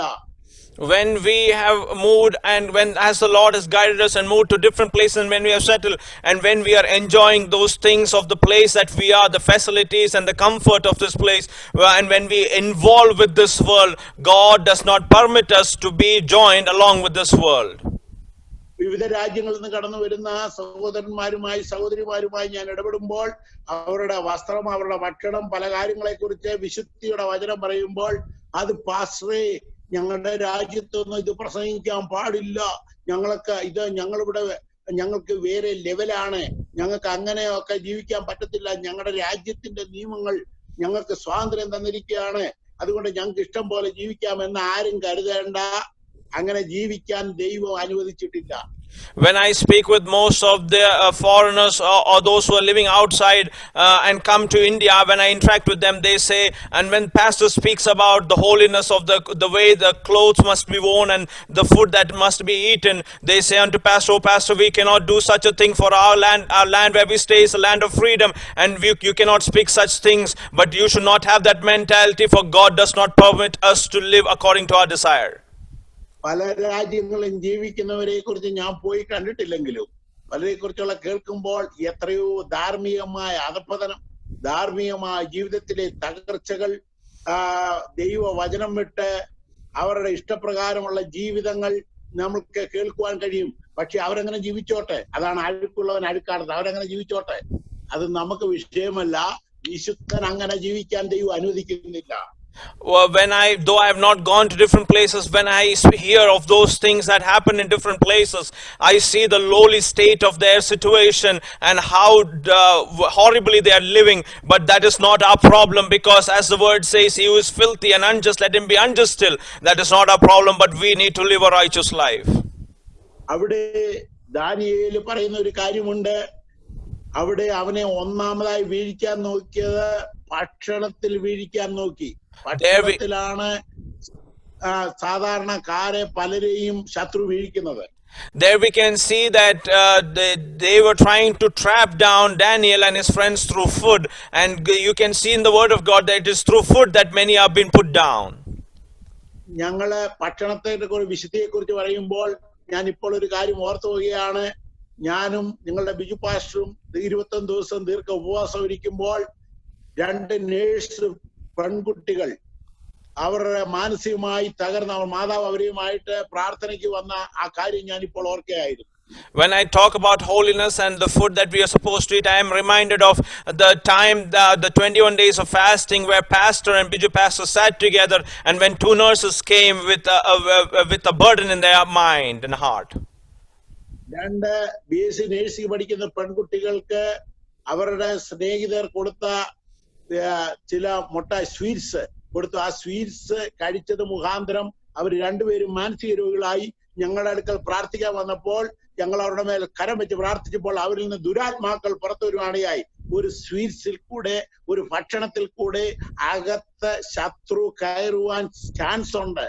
അത് മനസ്സിലാക്കി നീ സ്തോത്രം ചെയ്ത്, പൗലോസിന്റെ ഭാഷയിൽ പറഞ്ഞാൽ സ്തോത്രത്താൽ വിശുദ്ധീകരിക്കും ക്രമീകരിക്കും മാത്രമേ ഭക്ഷണം പോലും ഒരു വിശുദ്ധൻ ഭക്ഷണം പോലും കഴിക്കാവൂ. അങ്ങനെ ഉള്ളവർക്ക് ഉയർച്ച ലഭിക്കുകയുള്ളൂ. These 2 nurses were given, who were studying BSc nursing, were given sweets, and they became mentally ill, and they came to pray, and when Biju Pastor and Pastor laid their hands upon them, the demons came out of them. And so you need to remember that even through sweets the devil can influence and come into you. That is why, as Paul says, we need to give thanks before we eat and cleanse the food before we eat. അതിലൊരു സഹോദരിക്ക് ഈ ഒരു sweets കൊടുത്തത് നിമിത്തം 27 ഭൂതങ്ങളാണ് അതിൽ കൂടെ അവിടെ ഉള്ളിൽ പ്രവേശിച്ചത്. അത് ഓരോന്നും സത്യം ചെയ്തു പോയത് ഞങ്ങളുടെ കണ്ണുകൊണ്ട് കാണുവാൻ ദൈവം ഭാഗ്യം. When that one of the sisters who had eaten that sweet, out of her 27 demons came out of her, and God gave us the grace to see all those demons leave her. അപ്പോൾ ഞങ്ങളൊരു കാര്യം ഓർക്കണം, നമ്മൾ ഭക്ഷണത്തിൽ നമ്മൾ വിശുദ്ധരായിരിക്കണം. അതാ കാര്യം ഞാൻ അവിടെ അങ്ങോട്ട് വിടുകയാണ്. എങ്കിലും അതിനേക്കാൾ ഉപരിയായി പറയുന്നത് ഒരു വിശുദ്ധനായി ജീവിക്കണമെന്ന് പാരപ്രേരണ കൊണ്ടോ പാസ്റ്ററുടെ ഉപദേശം കൊണ്ടോ വിശ്വാസികളുടെ മാതാപിതാക്കളെ പേടിച്ചോ അല്ല അവൻ ജീവിക്കേണ്ടത്. ഞാൻ വിശുദ്ധനായി ജീവിക്കണമെന്ന് അവന്റെ ഹൃദയത്തിൽ ഒരു നിശ്ചയം ഉണ്ടായിരിക്കണം. We should remember that we should live a life of holiness, not becoming in fear of pastor or our believers or our parents. We should not live a holy life, but we should have a desire in our hearts that I want to live a holy life before God. അപ്പോൾ നമ്മൾ തീരുമാനമെടുക്കുന്ന തീരുമാനമാണ് നമ്മളെ വിശുദ്ധിയിലേക്ക് കൊണ്ടുപോകുന്നത്, നമ്മളെ ഉയർച്ചയിലേക്ക് കൊണ്ടുപോകുന്നത്. It is the decision that we take before the Lord to live a holy life and a righteous life is what takes us unto the Lord. അപ്പോൾ Daniel പറയാണ്, രാജാവ് കഴിക്കുന്ന ഭോജനം കൊണ്ടും രാജാവ് കുടിക്കുന്ന വീഞ്ഞുകൊണ്ടും തന്നെത്താൻ അശുദ്ധനാക്കുകയില്ലെന്ന് ഹൃദയത്തിൽ നിശ്ചയിച്ചു. Daniel purposed in his heart that he would not defile with the portion of the king's delicacies and the wine. ഒരു കാര്യം നമ്മൾ ഓർക്കണം, നമ്മൾ ഭക്ഷണം കൊണ്ടും അതുപോലെ പാനീയം കൊണ്ടും അശുദ്ധരായി തീരുവാനിടയുണ്ട്. ഇന്ന് എന്നെ കേൾക്കുന്ന ദൈവമക്കളോട് ഞാൻ പറയട്ടെ, പേരെടുത്ത് ഞാൻ പറയുന്നില്ല. മാർക്കറ്റിൽ കിട്ടുന്ന പലതും ഇപ്പോൾ പാസ്റ്റർ അറിയുന്നില്ല, വിശ്വാസികൾ അറിയുന്നില്ല. ഇവിടുന്ന് കള്ള അപ്പോസ്തലന്മാർ പറയും അല്പം കഴിച്ചാലും കുഴപ്പമില്ല, അല്പം കുടിച്ചാലും കുഴപ്പമില്ല, ഇതൊന്നും പ്രശ്നമില്ല, ഇത് ആര് കാണുന്നു, നിങ്ങൾ കഴിച്ചോ എന്ന് പറഞ്ഞാൽ നിന്റെ വിശുദ്ധി നഷ്ടപ്പെടാൻ അതൊരു കാരണമാണെന്നുള്ള കാര്യം ദൈവത്തിന്റെ ആത്മാവ് ഈ പകൽ ഓർപ്പിക്കുകയാണ്. We need to remember one thing is that even through our food and drink that we drink, there are chances of us to become unholy. For there are even false apostles today who says it is fine for us to drink a little or eat that matters. But you need to remember that they are putting us into a trap and we will fall. We need to remain holy and we need to separate ourselves. അവിടെ കാണുവാൻ ബാബേലുള്ള ജനത്തിന് കഴിക്കാവുന്നതും ശ്രേഷ്ഠകരവും മാന്യമായ അനേക ഭക്ഷണങ്ങളുണ്ട്. ഈ ഭക്ഷണത്തെ കുറിച്ച് ചില കാര്യങ്ങളുണ്ട്, അതിലോട്ട് ഇപ്പൊ നമ്മൾ പ്രതിപാദിച്ചു പോകുന്നില്ല.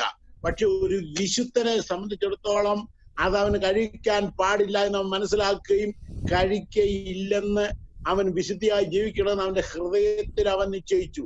ആ ഹൃദയത്തിലെ നിശ്ചയമാണ് ദാനിയേലിനെ ബാബേൽ സംസ്ഥാനത്തിന്റെ ഒന്നാമനാക്കി. 5 രാജാക്കന്മാർ വാഴുമ്പോഴും അതിന്റെ 2ാം സ്ഥാനത്ത് ഭരണചക്രം പിടിച്ചത് ദാനിയേലായിരുന്നു എന്നുള്ള കാര്യം മറന്നു പോകരുത്.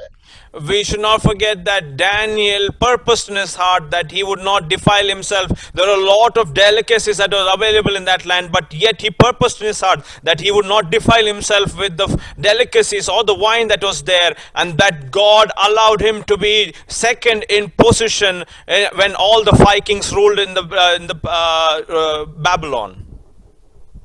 നമ്മൾ ഒന്നാമത്തെ കാര്യം ഹൃദയത്തിൽ ഭക്ഷണത്തിൽ ശുദ്ധീകരണം ഉണ്ടാകണം. 2ാമത്തെ കാര്യം ഞാൻ കടക്കുന്നു, ആരാധനയിൽ ഒരു ശുദ്ധീകരണം ഉണ്ടാകണം. നാടോടുമ്പോൾ നടുവേ പോകുന്നവരല്ല ദൈവമക്കൾ. ആരാധനയ്ക്കൊരു പ്രമാണമുണ്ട്. ആരാധനയ്ക്ക് ദൈവ പ്രമാണപ്രകാരം മാത്രമേ ആരാധിക്കാവൂ എന്ന് ദാനിയേൽ നമ്മളെ പഠിപ്പിച്ചു. We need to consecrate our hearts and our lives with our food and everything. We need to consecrate ourselves and live a righteous life, taking a decision. We cannot walk as the world is walking, but as Daniel decided, we need to take a decision to separate ourselves.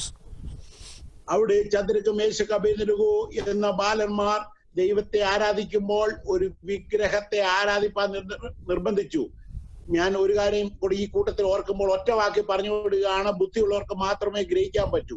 ഇന്ന് കണ്ട ദർശനം നാളെ നിനക്ക് വിഗ്രഹമായി മാറരുത്.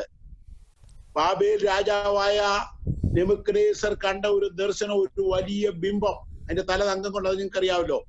അടുത്ത അധ്യായം അത് ദൂരാ സമഭൂമിയിൽ സ്ഥാപിച്ച ഒരു വിഗ്രഹമായി മാറി. ഇന്നത്തെ ദർശനം നാളെ വിഗ്രഹമായാൽ ദൈവജനം പരാജയപ്പെടുമെന്നുള്ള ഒറ്റ വാക്കുകൊണ്ട് ആ വിഷയം ഞാൻ വിടുകയാണ്. You can see that the Shadrach, Meshach and Abednego had to come before, and they were asked to bow before an idol. Those who are wise will understand through this verse is that our today's vision should not become tomorrow's idol, for that vision which Nebuchadnezzar had became an idol. നിന്റെ vision അഥവാ നിന്റെ ദർശനം, അതാ സ്വപ്നം, അത് സ്വപ്നമായിരിക്കണം. അതൊരു ഐഡിയലായി മാറിയാൽ നിന്റെ ആരാധനയിൽ നമ്മൾ തകർന്നു പോകുവാനിടയുണ്ട്. അതുകൊണ്ട് ദൈവദാസന്മാർ ചന്ദ്രക് മേശക് അബേദ്നെഗോ പറയുകയാണ്, രാജാവ് നിർത്തിയ ബിംബത്തെ ഞങ്ങൾ നമസ്കരിക്കത്തില്ല. അപ്പോൾ ആരാധന എന്ന് പറഞ്ഞാൽ ഏത് രാജ്യത്തിന്റെയും ഏത് നിയമമായാലും ഏത് കരിനിയമമായാലും ദൈവ വിശുദ്ധന്മാർക്ക് ആരാധിക്കേണ്ടതിന് നിയമമുണ്ട്, അതിന് പരിധിയുണ്ട്. അത് വിട്ടുപോകാൻ ഒരു വിശുദ്ധനെ ദൈവം അനുവദിക്കുന്നില്ല. Whether our dreams or our vision, nothing should turn into idols. For when the Nebuchadnezzar vision or dream became an idol, they decided, 3 friends decided that they will not bow before it. For we should know that whatever laws might be in the country or in the land that we are living, we have a law and a commandment for our worship and our separation for it. അപ്പോൾ ഒന്ന്, നമ്മൾ വിശുദ്ധനായിരിക്കണമെങ്കിൽ ഹൃദയത്തിൽ നിശ്ചയിക്കണം. 2ാമത്, നമ്മൾ ആരാധന വചനപ്രകാരമുള്ള ആരാധന നടക്കണം. 3ാമത്തെ കാര്യം, നിന്റെ പ്രാർത്ഥനാ ജീവിതം മുടങ്ങരുത്. ഏത് പ്രതികൂലത്തിന്റെ നടുവിലാണെങ്കിലും നീ ഒറ്റയ്ക്കാണെങ്കിലും നമ്മുടെ പ്രാർത്ഥനാ ജീവിതത്തിൽ അല്പം പോലും കുറവ് വരരുതെന്ന് കൂടെ ദാനിയേൽ നമ്മളെ പഠിപ്പിക്കുകയാണ്. The first thing is that we need to, like Daniel purposed in his heart, we need to purpose in our heart that we would not defile ourselves. Second is that we would not worship idols. The third is we should not have a shortcoming in our prayer life. എന്ത് പ്രതികൂലം വന്നപ്പോഴും ദാനിയേലും കൂട്ടരും പ്രശ്നങ്ങളുടെ നടുവിൽ വീട്ടിലിരുന്ന് പ്രാർത്ഥിച്ച് ദർശനങ്ങളുടെ അഥവാ ആ വിഷയങ്ങളുടെ പരിഹാരം അവർ കണ്ടെത്തിയെന്ന് 1-2 അധ്യായങ്ങളിൽ നമുക്ക് കാണുവാൻ കഴിയും. We can see in chapter 1 and 2 that whenever problems and situations arise in the life of Daniel and his 3 friends, they went into their rooms and prayed, and God provided solutions to every problems that they faced. 6-ാം അധ്യായത്തിലേക്ക് നാം കടന്നു വരുമ്പോൾ രാജാവിനോടല്ലാതെ ആരോടും പ്രാർത്ഥിക്കരുന്ന ഒരു കരിനിയമം, രാജ്യത്തിന്റെ കരിനിയമം പാസാക്കിയെങ്കിലും പ്രാർത്ഥനയെ ചോദ്യം ചെയ്യാൻ ആർക്കും കഴിയുകയില്ലെന്നും തന്റെ പതിവായ പ്രാർത്ഥന മുടക്കാതെ രാവിലെയും ഉച്ചയ്ക്കും വൈകിട്ടും യെരുശലേമിനെ നോക്കി താൻ പ്രാർത്ഥിച്ചിരുന്നു എന്നും 6-ാം അധ്യായത്തിൽ നമുക്ക് മനസ്സിലാക്കാൻ കഴിയും. We can see in chapter 6 that when a tough law was released that nobody can pray to any other god except the god of Babylon or except the king, yet Daniel purposed in his heart that he would pray. As he continued to pray every day, the 3 times he would look unto Jerusalem and pray. ആരാധന ഹൃദയത്തിൽ നിശ്ചയമുണ്ട്. ആരാധന ക്രമീകരണമായി പ്രാർത്ഥനയും ഉള്ള ഒരു മനുഷ്യനെ പ്രത്യേകിച്ച് ആരും Bible class എടുക്കണ്ട, അവര് already വിശുദ്ധരായിരിക്കും. He who has set in his heart that he would not defile, and he who has set right his worship, and he who has a prayer life, then nobody needs to talk to him about holiness, for he will be already holy. അപ്പോൾ ഒരു വിശുദ്ധനായി ജീവിക്കുന്നവന്റെ ആയുസ് മുഴുവനും സംരക്ഷണം ദൈവത്തിന്റെ കരങ്ങളിലാണെന്നുകൂടെ ദാനിയേലിന്റെ ജീവിതം നമ്മളെ പഠിപ്പിക്കുകയാണ്. The life of Daniel is also teaching us that when we are leading a holy life, our life is being protected by our Savior Jesus Christ. അപ്പോൾ ഞാൻ ഇന്ന് രാവിലെ നിങ്ങളോട് സംസാരിക്കുന്ന കാര്യം എല്ലാവരും ഏറ്റെടുക്കണം. നിങ്ങളുടെ ഹൃദയത്തിൽ ഒരു തീരുമാനം എടുക്കണം, ഞാൻ വിശുദ്ധനായി ജീവിക്കും.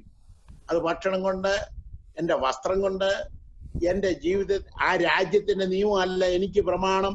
എന്റെ പ്രമാണം എന്റെ ദൈവത്തിന്റെ പ്രമാണമാണ്. ആ പ്രമാണപ്രകാരം ഞാൻ ജീവിക്കുമെന്ന് ഹൃദയത്തിൽ നിങ്ങൾ നിശ്ചയിക്കുക. 2-ാമത്തെ കാര്യം, സ്തോത്രം, നിങ്ങളെ എന്ത് പ്രതികൂലം വന്നാലും, ഭാഷ ഇല്ലെങ്കിലും വിശ്വാസി ഇല്ലെങ്കിലും ലോക്ക്ഡൌൺ ആയാലും എന്റെ ആരാധനയ്ക്ക് വ്യത്യാസമില്ല. ആരാധനയാണ് എന്റെ ഏറ്റവും പ്രധാനമായ കാര്യമെന്ന് വിചാരിക്കുക.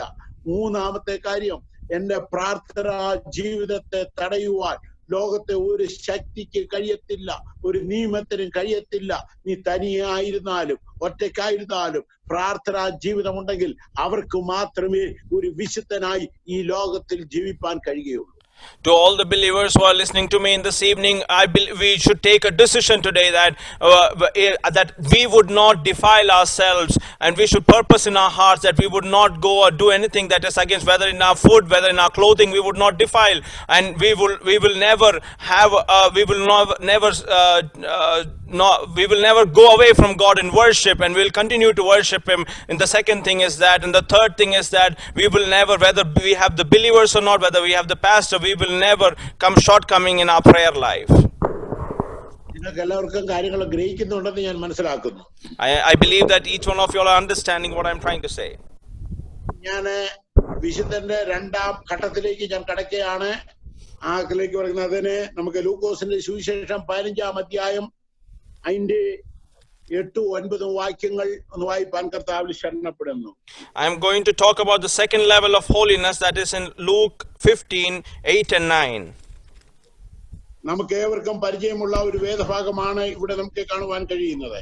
That is a very common verse which we have read and heard before. ഒരു സ്ത്രീക്ക് 10 ദ്രഹ്മ ഉണ്ട് എന്നിരിക്കട്ടെ, ഒരു ദ്രഹ്മ കാണാതെ പോയാൽ അവൾ വിളക്ക് കത്തിച്ച് വീട് അടിച്ചുവാരി കണ്ടുകിട്ടും വരെ സൂക്ഷ്മത്തോടെ അന്വേഷിക്കാതിരിക്കുന്നു. Or what woman having the silver coin, if she loses one coin, does not light up the lamp, sweep the house, and search carefully until she finds it? ലൂക്കോസിന്റെ സുവിശേഷം 15-ാം അധ്യായം നഷ്ടങ്ങളുടെ ഒരു അധ്യായമായി നമ്മൾ പഠിക്കുന്നുണ്ട്. നഷ്ടങ്ങളുടെ മാത്രമല്ല, നഷ്ടങ്ങൾ മടങ്ങി വന്ന തിരിച്ചു കിട്ടിയ ഒരു അധ്യായം കൂടെയാണ് ലൂക്കോസിന്റെ സുവിശേഷം 15-ാം അധ്യായം. Luke 15 we can learn of many losses that happened, but not only losses, but what was lost which is being written is also what is being taught in Luke 15. അതിൽ 1-ാം ഭാഗം കാണുന്നത് 100 ആടുണ്ടായിരുന്ന ഒരു ഇടയന് ഒരാട് നഷ്ടപ്പെട്ടു. The first part we can see that the shepherd who had 100 sheep loses one sheep. ഇതൊരു ദൈവമക്കളെ സംബന്ധിച്ചിടത്തോളം പല ആടുകളെയും നഷ്ടപ്പെടാൻ പറ്റിയ ഒരു സമയം കൂടാണ് ഇപ്പോൾ. എന്നാൽ ദൈവദാസന്മാരോട് ഞാൻ പറയാണ്, നിങ്ങൾ അവരെ കൂടെ നിൽക്കുന്ന വിശ്വാസികളെ മാത്രമല്ല, നഷ്ടപ്പെടുന്ന ആടിനെ കൂടെ എപ്പോഴും അന്വേഷിച്ച് കണ്ടുപിടിക്കേണ്ട ഒരു ചുമതല നമുക്കുണ്ടെന്നുള്ള കാര്യം ഞാൻ ഓർമ്മിക്കുന്നു. This is the best time for many of the children of God or the sheep to be lost during this lockdown. But what I want to remind each of the servants of the Lord is that it is our duty to go and find where that lost sheep are. രണ്ടാമത് കാണുന്ന നമ്മുടെ പ്രധാന വിഷയത്തിലോട്ട് ഞാൻ കടക്കാൻ പോവുകയാണ്. എന്നാൽ രണ്ടാമത് കാണുന്ന ഒരു വീട്ടിൽ 2 മക്കളുണ്ടായിരുന്നതിന് ഇളയവന്റെ നഷ്ടമാണ് നമുക്ക് കാണുവാൻ കഴിയുന്നത്. After the second one, the third part we can see about the father having 2 sons and one of them is being lost. അവന് ഒരു സമൃദ്ധിയുടെ ദൂത് കേട്ട് സമൃദ്ധിയുടെ അനുഗ്രഹം കൈപ്പറ്റിപ്പോയ ഒരു വ്യക്തിയാണ് നമുക്ക് ഇവിടെ കാണുവാൻ കഴിയുന്നത്. Here we can see that person heard the prophecy of abundance and wealth and blessings and he went after it. ഇന്ന് പലതും സ്വന്തമായി ലഭിക്കും, പിതാവിന്റെ ഷെയർ കിട്ടും, അല്ലെങ്കിൽ കുടുംബത്തിലെ ഷെയർ കിട്ടും, വലിയ ഉന്നതിയിലേക്ക് പോകാം, ഉന്നത നിലവാരത്തിൽ പാർക്കാം, ഇഷ്ടംപോലെ ജീവിക്കാമെന്ന് കേൾക്കുമ്പോൾ ആത്മീയ ലോകത്തിൽ തന്നെ ഒരു ഒഴുക്കുണ്ട്. അത് ഈ മകനെ കൂടെ കാണിക്കുകയാണ്. In the spiritual realm we have those people who say, I have the share of my father, I have so much so and wealth and all those, but this son's life is reflecting all that what has been happening. ഞാൻ ഓർപ്പിക്കുന്നത് നന്മയുടെ പുറകെ, നന്മയുടെ അവകാശത്തിന്റെ പുറകെ പോയാൽ അതെല്ലാം പരാജയമാണെന്ന് ഇവിടെ പഠിപ്പിക്കുകയാണ്. അതിനെക്കുറിച്ച് വിശദീകരിക്കാൻ നമുക്ക് സമയമില്ലല്ലോ. Here what it is being teaching is that if we run after blessings and goodness and wealth, we will be lost. ഇപ്പോൾ ഇവിടെ നമ്മൾ വായിച്ച ഭാഗം 15-ാം അധ്യായത്തിന്റെ 8-ാം വാക്യത്തിൽ നാം വായിച്ചത് ഒരു സ്ത്രീക്ക് 10 ദ്രഹ്മ ഉണ്ടെന്നിരിക്കട്ടെ, ആ 10 ദ്രഹ്മയിൽ ഒരെണ്ണം കാണാതെ പോകുന്നു. പല വിധത്തിൽ ദൈവദാസന്മാർ ഈ ദൈവവചനത്തെ കുറിച്ച് വിശദീകരിച്ച് പഠിക്കുന്നതും പഠിപ്പിക്കുന്നതും കേൾക്കുവാനും നമുക്ക് ഭാഗ്യം ലഭിച്ചിട്ടുണ്ട്. Luke 15:8 it says, or what woman having 10 silver coins, if she loses one, does not light a lamp and sweeps and tries to find it? We have many servants of God who has explained to us in different realms. പലരും പഠിപ്പിക്കുന്നത് ഇതൊരു വിവാഹ നിശ്ചയത്തോടുള്ള ബന്ധത്തിൽ ഒരു പെൺകുട്ടിക്ക് തന്റെ പ്രതിശ്രുത വരൻ താൻ വിവാഹം കഴിക്കാൻ പോകുന്ന പെൺകുട്ടിക്ക് കൊടുക്കുന്ന ആ കോയിൻസ് അഥവാ ദ്രഹ്മയായിട്ടാണ് പലരും അത് പഠിപ്പിക്കുന്നത് ഞാൻ കേട്ടിട്ടുള്ളത്. I have heard many who taught in this manner that it's a woman when a bridegroom is giving a bride 10 silver coins and one which is being lost and she's trying to find it out.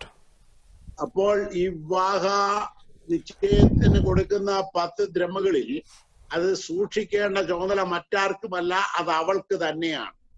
Where this 10 silver coin which is given to her during the reception, it is her responsibility to keep it safe.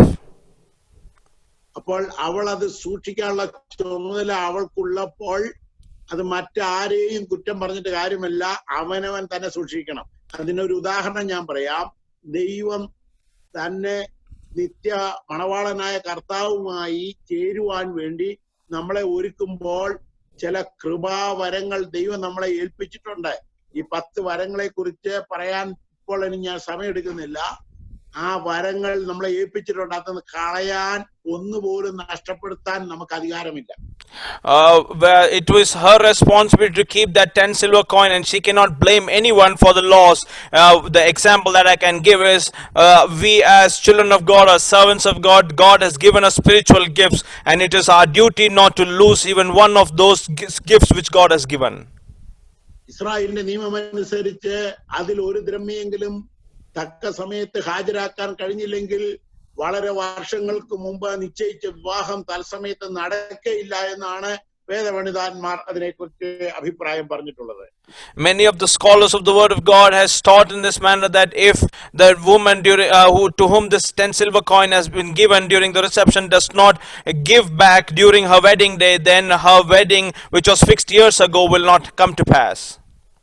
ഈ പെൺകുട്ടിക്ക് തന്റെ drachma നഷ്ടമായത് കളത്തിലല്ല, വയലിലല്ല, തന്റെ business വീടിലല്ല, തന്റെ ജീവിതത്തിലെ drachma നഷ്ടമായത് തന്റെ വീട്ടിൽ തന്നെയാണെന്നുള്ള ബോധ്യം അവൾക്കുണ്ടായെന്നുള്ളതാണ്.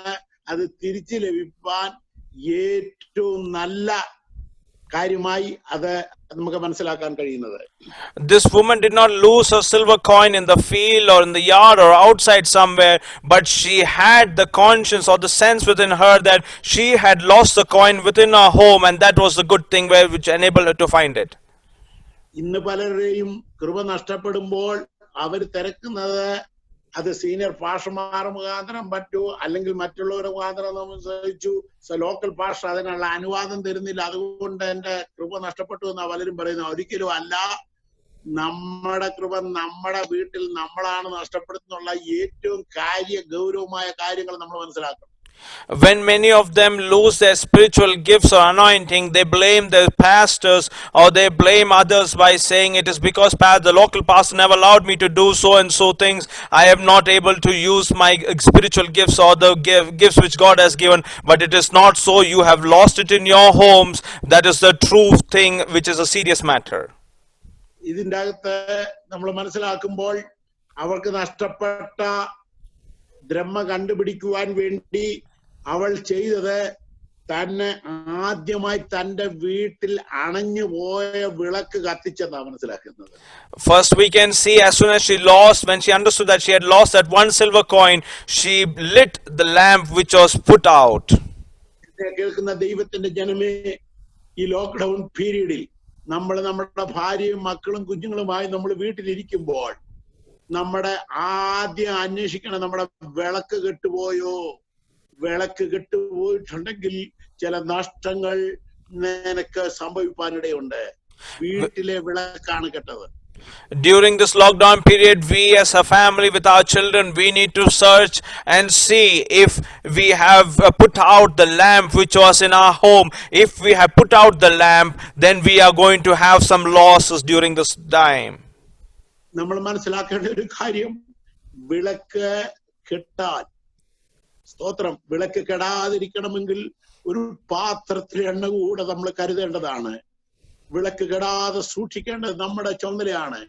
ഈ സഹോദരിക്കുണ്ടായ നഷ്ടം ആദ്യം ദ്രഹ്മ പോവുകയല്ല, വിളക്ക് കെട്ടുപോയി എന്നുള്ളതാണ്. ജീവിതത്തിൽ ആത്മീയമായ പ്രകാശം കൊടുക്കുന്ന ദൈവവചനത്തിന്റെ ധ്യാനം, പ്രാർത്ഥന, ഉപവാസം, കണ്ണുനീരൈവ നിന്റെ ജീവിതത്തിൽ ഒരു വിളക്കായി നിൽക്കുമ്പോൾ അത് ആരുടെയെങ്കിലും ജീവിതത്തിൽ നഷ്ടപ്പെട്ടിട്ടുണ്ടെങ്കിൽ മനസ്സിലാക്കണം, ഇതിന്റെ പിറകിൽ ചില നഷ്ടങ്ങൾ ഉണ്ടാകുവാനിടയുണ്ട്. We should not allow the lamp that is in our house that is lit to be not put out, but we also have the responsibility to have an extra oil always with us so that the lamp is not put out. This woman, the thing that happened in her life is not that she lost the coin, but the first thing that happened was the lamp that was lit was put out, which made the losses come in her life. പ്രധാന കാര്യം, നമ്മുടെ ഭവനത്തിലെ വിളക്ക് കെട്ടിട്ടുണ്ടെങ്കിൽ ചില നഷ്ടങ്ങൾ നമ്മുടെ ജീവിതത്തിൽ ഉണ്ടാകും എന്നുള്ള കാര്യം മറക്കരുത്. If the lamp that is in our house is put out, then there are going to be certain losses, and we should not forget that. ബുദ്ധിമതിയായ സ്ത്രീ ചെയ്തത്, ആ സഹോദരി ചെയ്തത്, അവൻ വിളക്ക് കത്തിച്ചു, വീട് അടിച്ചു വാരി. This wise woman, what she first did is she lit the lamp that was put out, and then she swept the floor. ഞാൻ പല ഭവന സന്ദർശനങ്ങളും ഈ ലോക്ക്ഡൌൺ പീരീഡിൽ നടത്താറുണ്ട്. I go and visit many houses even during this lockdown. ഞങ്ങൾ പല വിശ്വാസ വീടുകളും കൂടുതൽ സന്ദർശിക്കുന്ന സമയം കൂടെയാണല്ലോ ഇപ്പോൾ. This is the time where we go and meet our fellow brothers who are in the faith. അപ്പോൾ പല വീടുകളിൽ ഞങ്ങൾ കടന്നു ചെല്ലുമ്പോൾ അവർക്ക് ഇഷ്ടം പോലെ സമയമുണ്ട്, ഇഷ്ടംപോലെ സന്ദർഭമുണ്ട്. എങ്കിലും പലരുടെയും ഇഷ്ടംപോലെ സമയമുണ്ടെങ്കിലും അവരുടെ വിചാരം ഇരിക്കുന്നത് ആരും പാസ്റ്ററും വരികയില്ല, വിശ്വാസികളും വേറെ ആരും ഇങ്ങോട്ട് വരാനില്ല. അപ്പോൾ അവരുടെ കിടക്കയും അവരുടെ വീട് വൃത്തിയാക്കുകയോ ഒന്നും ചെയ്യത്തില്ല.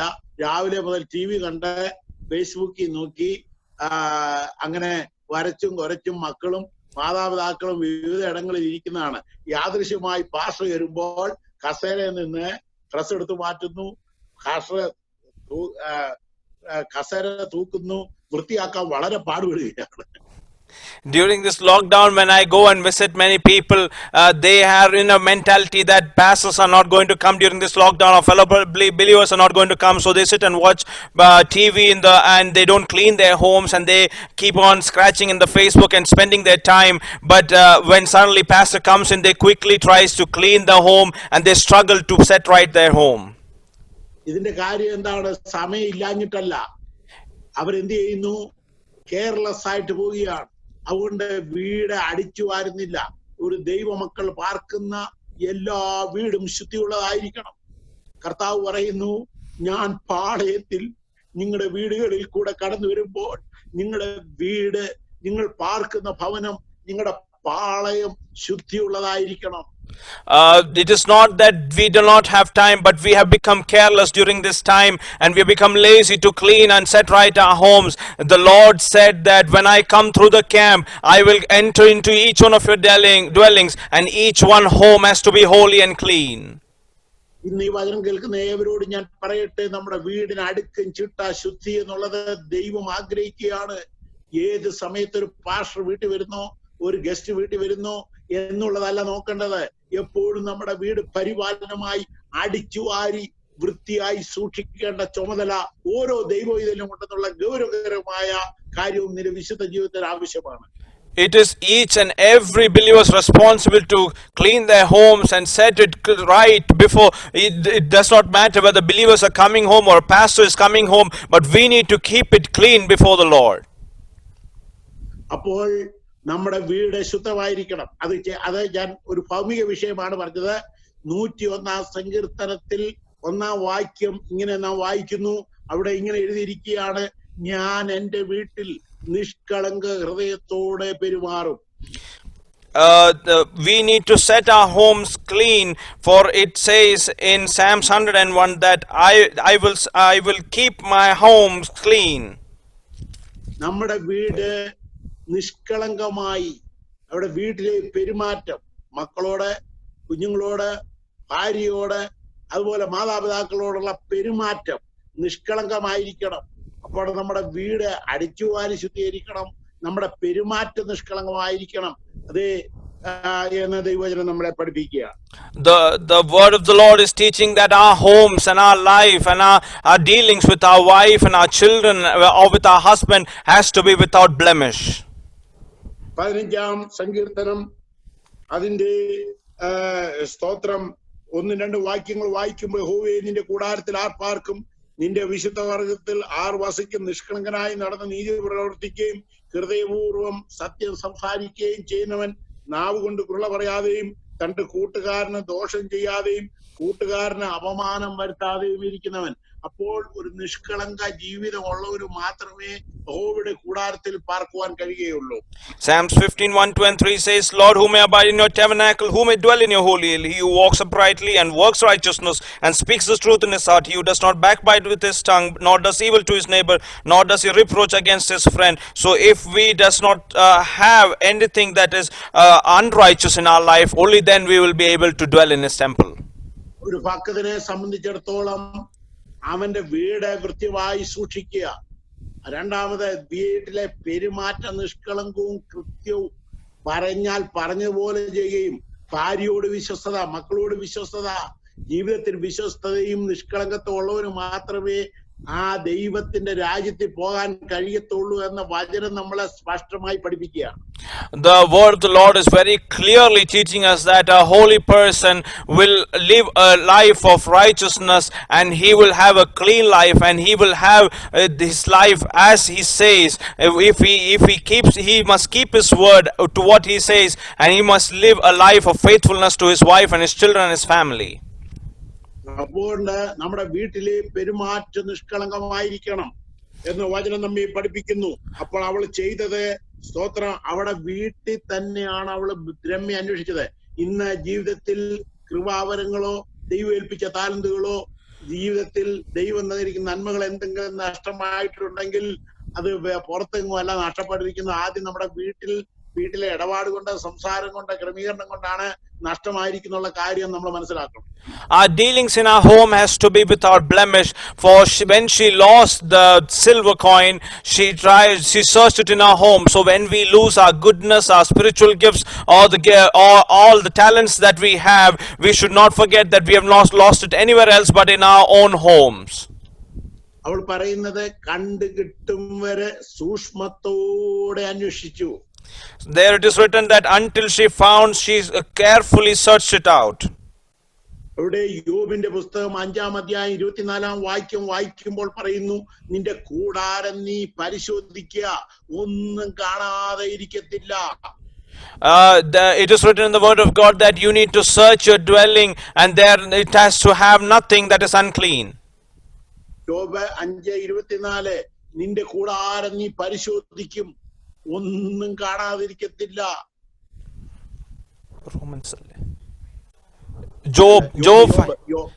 Job 5:25 it says that you should have your house searched and you will have nothing unclean there.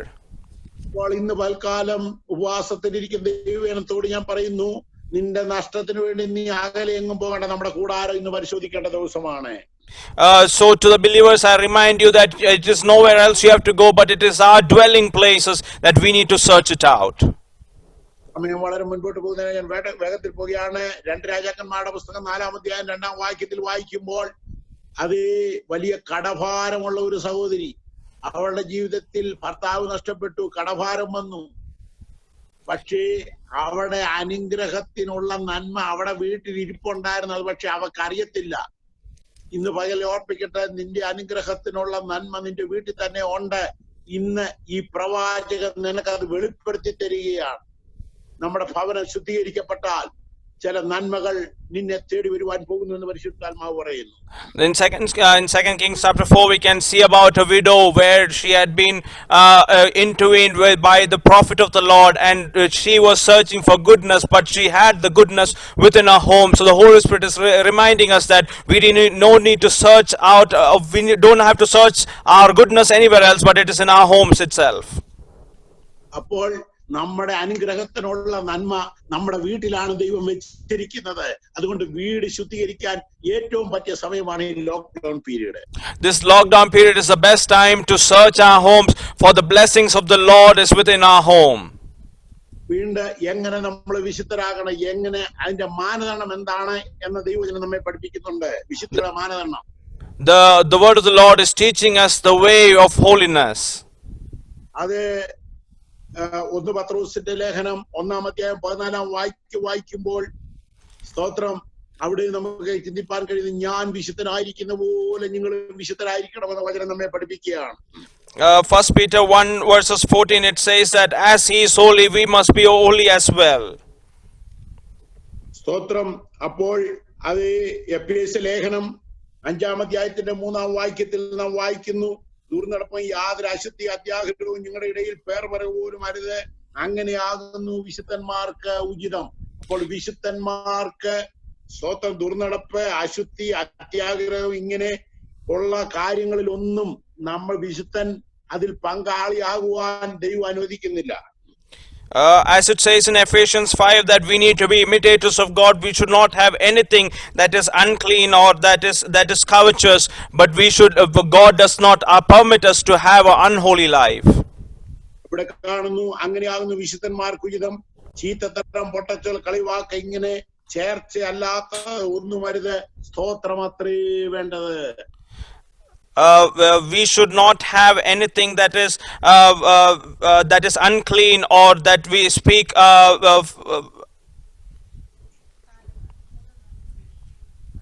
മനസ്സിലായോ? 5:3. Yeah, but fornication, all uncleanness or covetousness, let it not even be named among you, as it is not fitting for saints. Praise the Lord. അപ്പോൾ നമ്മുടെ വീട് വിശുദ്ധീകരിക്കപ്പെടേണ്ടതിന്റെ ആവശ്യം ആണ്. നമ്മുടെ ജീവിതം വിശുദ്ധീകരിക്കപ്പെടേണ്ട കാര്യമാണ്. 3-ാമത് ഞാൻ ഓർപ്പിക്കുന്നത്, the third thing that I'm reminding is of our life that needs to be holy. സ്തോത്രം. ലേവ്യ പുസ്തകം 22-ാം അധ്യായത്തിന്റെ 9-ാം വാക്യം വായിക്കുമ്പോൾ 19 സ്തോത്രം, ലേവ്യ പുസ്തകം 22-ന്റെ 9-ാം വാക്യം വായിക്കുമ്പോൾ, പ്രൈസ് ദി ലോർഡ്, സ്തോത്രം, അവിടെ കാണുന്നു, ഞാൻ യഹോവ ആകുന്നു, ആകയാൽ അവർ എന്റെ പ്രമാണങ്ങൾ നിസ്സാരമാക്കി തങ്ങളുടെ മേൽ പാപം വരുത്തുകയും അതിനാൽ മരിക്കുകയും ചെയ്യാതിരിപ്പാൻ അവ പ്രമാണിക്കണം, ഞാൻ അവരെ വിശുദ്ധീകരിക്കുന്ന ദൈവമാകുന്നു. Leviticus chapter 22 verses 9 we can see, they shall therefore keep my ordinances lest they bear sin for it and die thereby. If they profane it, I the Lord sanctify them. ലോകം മുഴുവനും കൊറോണ വൈറസ് എന്ന രോഗം പടർന്നുകൊണ്ടിരിക്കുകയാണല്ലോ. The entire world is affected by coronavirus. അതിന്റെ അകത്ത് ഇന്ന് ധാർമ്മിക അധപ്പതനവും ദൈവമക്കളുടെ വിശുദ്ധ ജീവിതവും കുടുംബജീവിതത്തിലെ വിശുദ്ധ ജീവിതം നഷ്ടപ്പെട്ട അതിന് സ്വാതന്ത്ര്യം നൽകിയിരിക്കുന്ന ഒരു ലോകത്താണ് നമ്മൾ ജീവിക്കുന്നത്. അതുകൊണ്ട് സ്തോത്രം, ദൈവം ജനത്തെ ശുദ്ധീകരിപ്പാൻ കൂടെയാണ് ഈ ലോക്ക്ഡൌൺ തന്നിരിക്കുന്നതെന്നുള്ള ഗൗരവകരമായ കാര്യം നാം ഈ വേദനം കേൾക്കുന്ന ഏവരും മനസ്സിലാക്കേണ്ടതാണ്. We are living in a world that is making us go astray from God and lead a life that is displeasing before Him. But God, a serious matter that we need to remember is that God has allowed this lockdown in our life, for He is reminding us that the Lord is the one who sanctifies us. ദൈവം നമുക്ക് തന്നിരിക്കുന്ന പ്രമാണത്തെ നിസ്സാരമാക്കിയാണ് എന്ന് പറഞ്ഞാൽ നമുക്കൊരു ഗൗരവമായ പ്രമാണം, വിശുദ്ധിയുടെ പ്രമാണമുള്ളവരാണ് വിശുദ്ധന്മാർ. ആ പ്രമാണത്തെ നിസ്സാരവൽക്കരിക്കാൻ ദൈവം നമ്മെ അനുവദിച്ചിട്ടില്ല. ആരുടെയെങ്കിലും ഹൃദയത്തിൽ ദൈവവചനത്തെ, ദൈവ പ്രമാണത്തെ നിസ്സാരവൽക്കരിച്ചാൽ അവൻ പാപം ചെയ്ത് അവൻ അതിനാൽ മരിക്കും. മനസ്സിലായോ? ഇപ്പോൾ ഈ ലോക്ക്ഡൌണിൽ ദുർനടപ്പിന്റെയും അശുദ്ധിയുടെയും പരസംഗത്തിന്റെയും പാപം ലോകം മുഴുവൻ കടന്നുകൂടി. അതിനാൽ അവർ അശുദ്ധരായി തീർന്ന് ദൈവം ഒരു ചൈനയിൽ നിന്ന് നമ്മൾ പറഞ്ഞാൽ പോലും ദൈവം അനുവദനീയമായി അയച്ചിരിക്കുന്ന ഈ വൈറസ് നിമിത്തം മരിക്കാനിടയുണ്ട്. അതുകൊണ്ട് വിശുദ്ധ ജീവിതം എപ്പോഴും ആവശ്യമാണ്. There we can see that because they are not, or we have not kept the ordinances, for that they will bear the sin. Because if we do not lead a holy life, or if we do not keep the ordinances which the Lord has given, but rather if we look at it as nothing, then the punishment of the Lord will be upon us. ഒറ്റ കാര്യം നമ്മൾ മനസ്സിലാക്കണം, ദൈവ പ്രമാണം നിസ്സാരവൽക്കരിക്കാൻ ലോകത്തെ ആരും ദൈവം അനുവദിച്ചിട്ടില്ല. അനുവദിച്ചെങ്കിൽ അതിന്റെ പിൻപിൽ വരാൻ പോകുന്ന മരണമാണെന്നുള്ള ഗൗരവമായ കാര്യമാണ് ഈ വിശുദ്ധന്മാരോട് ഇന്ന് എനിക്ക് ഓർപ്പിക്കാനുള്ളത്. To the saints, what I want to remember is that we have to keep the ordinances of the Lord as it is, and God has not given anyone authority to look at it as nothing. If we look at it, the Lord, then the serious matter is that we will have death upon us. എന്റെ സമയം അവസാനിക്കാൻ പോകുകയാണെങ്കിൽ ഒറ്റ കാര്യം കൂടെ പറഞ്ഞു നിർത്തുവാൻ പോകുകയാണ്. Even though my time is ending, I would like to stop with one more thing. അതിൽ 4-ാം കാര്യം നാം വായിക്കുമ്പോൾ ദൈവത്തിന് സ്തോത്രം, ദൈവവചനം നമ്മെ പഠിപ്പിക്കുകയാണ്. സ്തോത്രം, എഫേസ്യ ലേഖനം 5-ാം അധ്യായത്തിന്റെ 27-ാം വാക്യം നാം വായിക്കുമ്പോൾ ദൈവത്തിന് സ്തോത്രം. ആ വേദഭാഗം ഒന്ന് വായിച്ചാട്ടെ. എഫേസ്യ ലേഖനം 5-ാം അധ്യായത്തിന്റെ 27-ാം വാക്യം. കറ, ചുളുക്കം മുതലായതൊന്നുമില്ലാതെ സഭയെ ശുദ്ധയും നിഷ്കളങ്കയുമായി തനിക്ക് തന്നെ തേജസ്സോടെ മുൻനിർത്തേണ്ടതിനും തന്നെത്താൻ അവൾക്ക് വേണ്ടി ഏൽപ്പിച്ചു കൊടുത്തു. അപ്പോൾ തന്റെ വചനത്തോടുകൂടെ ജലസ്നാനത്താൽ വെടിപ്പാക്കി വിശുദ്ധീകരിക്കേണ്ടതിനും സ്തോത്രം, കറ, ചുളുക്കം മുതലായവ ഒന്നുമില്ലാതെ സ്തോത്രം, അത് ശുദ്ധയും നിഷ്കളങ്കയുമായി ദൈവസഭയെ കുറിച്ച് വിശുദ്ധീകരണത്തിന്റെ കാര്യം കേട്ടോ. നമ്മിൽ ഒരു കറയോ ചുളുക്കമോ ഇല്ലാതെ ഏറ്റവും വിശുദ്ധമായ ഒരു സഭയായി കർത്താവിനോടുകൂടെ പോകാൻ വേണ്ടിയാണ് ഈ കർശനമായ നിർദ്ദേശങ്ങൾ, വിശുദ്ധിയുടെ ഉപദേശങ്ങൾ ദൈവം നമുക്ക് തന്നിരിക്കുന്നത്. God has given us this message of holiness and righteousness is because we should not have any spot or blemish when at the coming of the Lord. യെഹെസ്കേൽ പ്രവചനം 42-ാം അധ്യായത്തിന്റെ 20-ാം വാക്യം, 44-ാം അധ്യായത്തിന്റെ 20-ാം വാക്യങ്ങൾ നാം വായിക്കുമ്പോൾ വിശുദ്ധമായതും സാമാന്യമായതും തമ്മിലൊരു അകലം പാലിക്കണമെന്ന് വചനം നമ്മെ പഠിപ്പിക്കുകയാണ്. When we read in Ezekiel 42 and 40, the word of the Lord is teaching that we need to separate that which is holy and that which is unholy. ഇപ്പൊ നമുക്ക് വിശദീകരിക്കാൻ സമയമില്ലാത്തതുകൊണ്ട് നിങ്ങൾ വീട്ടിൽ ഇരുന്ന് വായിച്ചാൽ മതി. 42-ന്റെ 20, 44, 20 മുതൽ 22 വരെയുള്ള വേദഭാഗങ്ങൾ നമ്മളെ പഠിപ്പിക്കുന്നത് നമ്മൾ സാമാന്യമായതും വിശുദ്ധമായതും തമ്മിലുള്ള അകലം, 2000 മുഴം അകലം അഥവാ സകലത്തിനും തമ്മിൽ ഒരു അകലം പാലിക്കണമെന്ന് വചനം നമ്മെ പഠിപ്പിക്കുകയാണ്. The word of the Lord, we can go home and read Ezekiel 42 verses 20 and Ezekiel 44 verses 20 to 22, that we need to have a separation or a wall built between a holy and that which is unholy. നമ്മുടെ ഈ corona വൈറസിനോടുള്ള ബന്ധത്തിൽ ഞാൻ ഓർപ്പിക്കുന്നത്, ലോക ആരോഗ്യ സംഘടന നമ്മളെ പ്രബോധിപ്പിക്കുന്നത്, നമ്മളെ ഓർപ്പിക്കുന്ന ഒരു കാര്യം, മറ്റു സാമാന്യ അശുദ്ധരുമായി രോഗമുള്ളവരെന്ന എല്ലാവരെയും നിങ്ങൾ കാണുമ്പോൾ രോഗിയായി കണ്ടോണം. അവരുമായിട്ട് കുറഞ്ഞത് 1 മീറ്ററോ 1.5 മീറ്റർ അകലം പാലിക്കണം. വാ മൂടിക്കെട്ടണം. അകലം പാലിച്ചില്ലെങ്കിൽ നമുക്കും അത് വരാൻ ചാൻസ് ഉണ്ട്. അതുകൊണ്ട് ലോകത്ത് ജീവിക്കുന്ന വിശുദ്ധന്മാർ ലോകക്കാരുമായി അശുദ്ധിയുമായി അകലം പാലിച്ചില്ലെങ്കിൽ ഈ പ്രമാണം പാലിക്കാൻ പറ്റത്തില്ല. അതിനൊരു ദൃഷ്ട ഉദാഹരണമാണ് ഇന്ന് നാം കാണുന്ന നമുക്ക് പാലിക്കാൻ ഗവൺമെന്റ് നമുക്ക് തന്നിരിക്കുന്ന നിയമങ്ങൾ. In relation to this coronavirus, we have come to a place where the doctors or the health departments have mentioned that we need to keep a distance of 6 feet or 2 meters. According to the word of God, we can see that we need to keep a separation or between the worldly things and that which is holy. So we, as the holy saints of God, we need to lead a separate life with the world. നിങ്ങൾ ഒരു കാര്യം മനസ്സിലാക്കണം. കുറച്ചു നാളും മുമ്പ് ഈ ലോക്ക്ഡൌണിന് മുമ്പ് ചോദിച്ചാൽ ഇത് നിങ്ങൾക്ക് പറ്റുമോ, അത് നിങ്ങൾക്ക് പറ്റുമോ, അകലം പാലിക്കാൻ പറ്റുമോ എന്ന് ചോദിച്ചാൽ അവർ പറയും പറ്റത്തില്ലെന്ന് പറയും. എന്നാൽ ഇപ്പോൾ ദൈവം കൊണ്ട് നമ്മളെ അകലം പാലിപ്പിക്കുകയാണ്. ഇതുപോലൊരു സ്വർഗീയ നിയമം നമുക്കുണ്ട്. സാമാന്യമായതും വിശുദ്ധമായതും തമ്മിലുള്ള അകലം പാലിക്കാൻ കഴിഞ്ഞില്ലെങ്കിൽ നിനക്ക് സ്വർഗത്തിൽ പോകാൻ കഴിയത്തില്ല. കർത്താവിന്റെ കാഹളത്തെ രൂപാന്തരപ്പെടാൻ കഴിയത്തില്ല. കർത്താവിന്റെ കാഹളത്തിങ്കിൽ ഉയർക്കപ്പെടാൻ കഴിയത്തില്ല. അതിന് ദൈവം അനുവദനീയമായി തന്നിരിക്കുന്ന ഏറ്റവും നല്ലൊരു സമയമാണ് ഈ ലോക്ക്ഡൌൺ പീരീഡ്. വിശുദ്ധൻ തന്നെ വിശുദ്ധീകരിക്കട്ടെ. During this lockdown period, it has become a great example for us to lead a life of separation. We need to lead a separate life. If you would ask before the lockdown, is it possible to keep a distance and stand and all that, they would have said no, but the law has made them to now do things which they have never done before. We have a law which was given even before, that we need to lead a separate life. That which is holy must be holy still, and that which is righteous, let him be righteous still.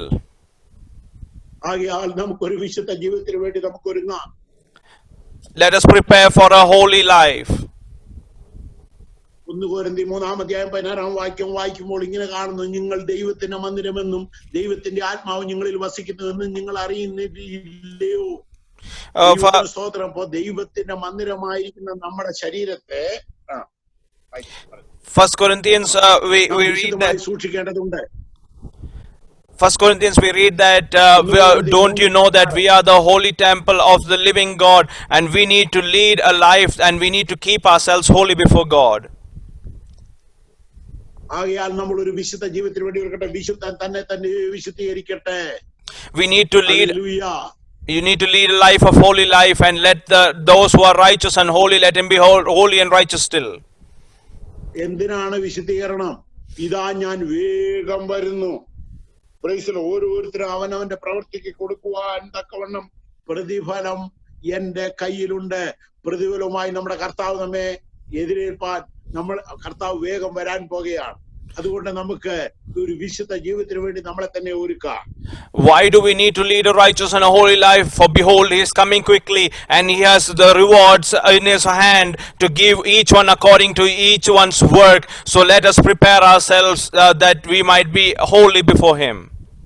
ഇന്ന് നാം ദൈവവചനം ചിന്തിക്കുമ്പോൾ വിശുദ്ധൻ തന്നെ വിശുദ്ധീകരിക്കട്ടെ.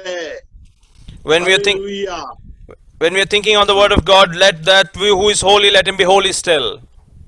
ഇന്ന് ഈ message കേൾക്കുന്ന ഓരോരുത്തർക്ക് തങ്ങളെ തന്നെ കാണുവാൻ, നമ്മളെ തന്നെ ഒന്നുകൂടെ വിശുദ്ധിയിലേക്ക് നയിപ്പാൻ, നമ്മുടെ കിരീടമാരിൽ നിന്ന് നഷ്ടപ്പെട്ടു പോകാതെ നമുക്കൊരു വിശുദ്ധ ജീവിതം ചെയ്ത് നിത്യനാടിനെ നോക്കി ഓടുവാൻ ദൈവം നമ്മെ സഹായിക്കട്ടെ.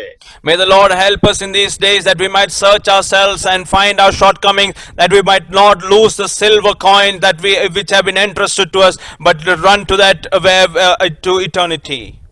പത്രോസ് ഇങ്ങനെ പറയുന്നു, ചിലർ താമസമെന്ന് വിചാരിക്കുന്ന പോലെ കർത്താവ് തന്റെ വാഗ്ദത്തം നിവർത്തിപ്പാൻ താമസിക്കുന്നില്ല. As Peter says, though we see that there is a delay, yet God does not delay in fulfilling his promises.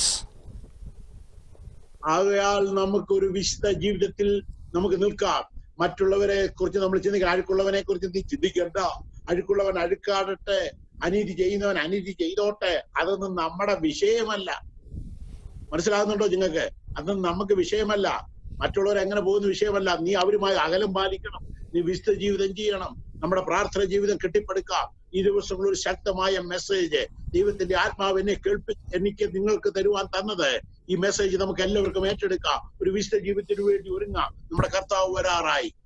Hallelujah. എല്ലാവരും ചേർന്ന് ദൈവത്തിന് സ്തോത്രം ചെയ്താട്ടെ. നമ്മുടെ കർത്താവിന്റെ വരവിന് നമുക്ക് ഒരുങ്ങാം. ഒരു പ്രത്യാശയോടെ ദൈവം നമ്മെ നിറയ്ക്കട്ടെ. ഈ മെസ്സേജ് കേൾക്കുന്ന എല്ലാവരും ഒരു വിശുദ്ധ ജീവിതത്തിന് വേണ്ടി തങ്ങളെ തന്നെ ഒരുക്കിക്കൊണ്ട് നമ്മുടെ കർത്താവിന്റെ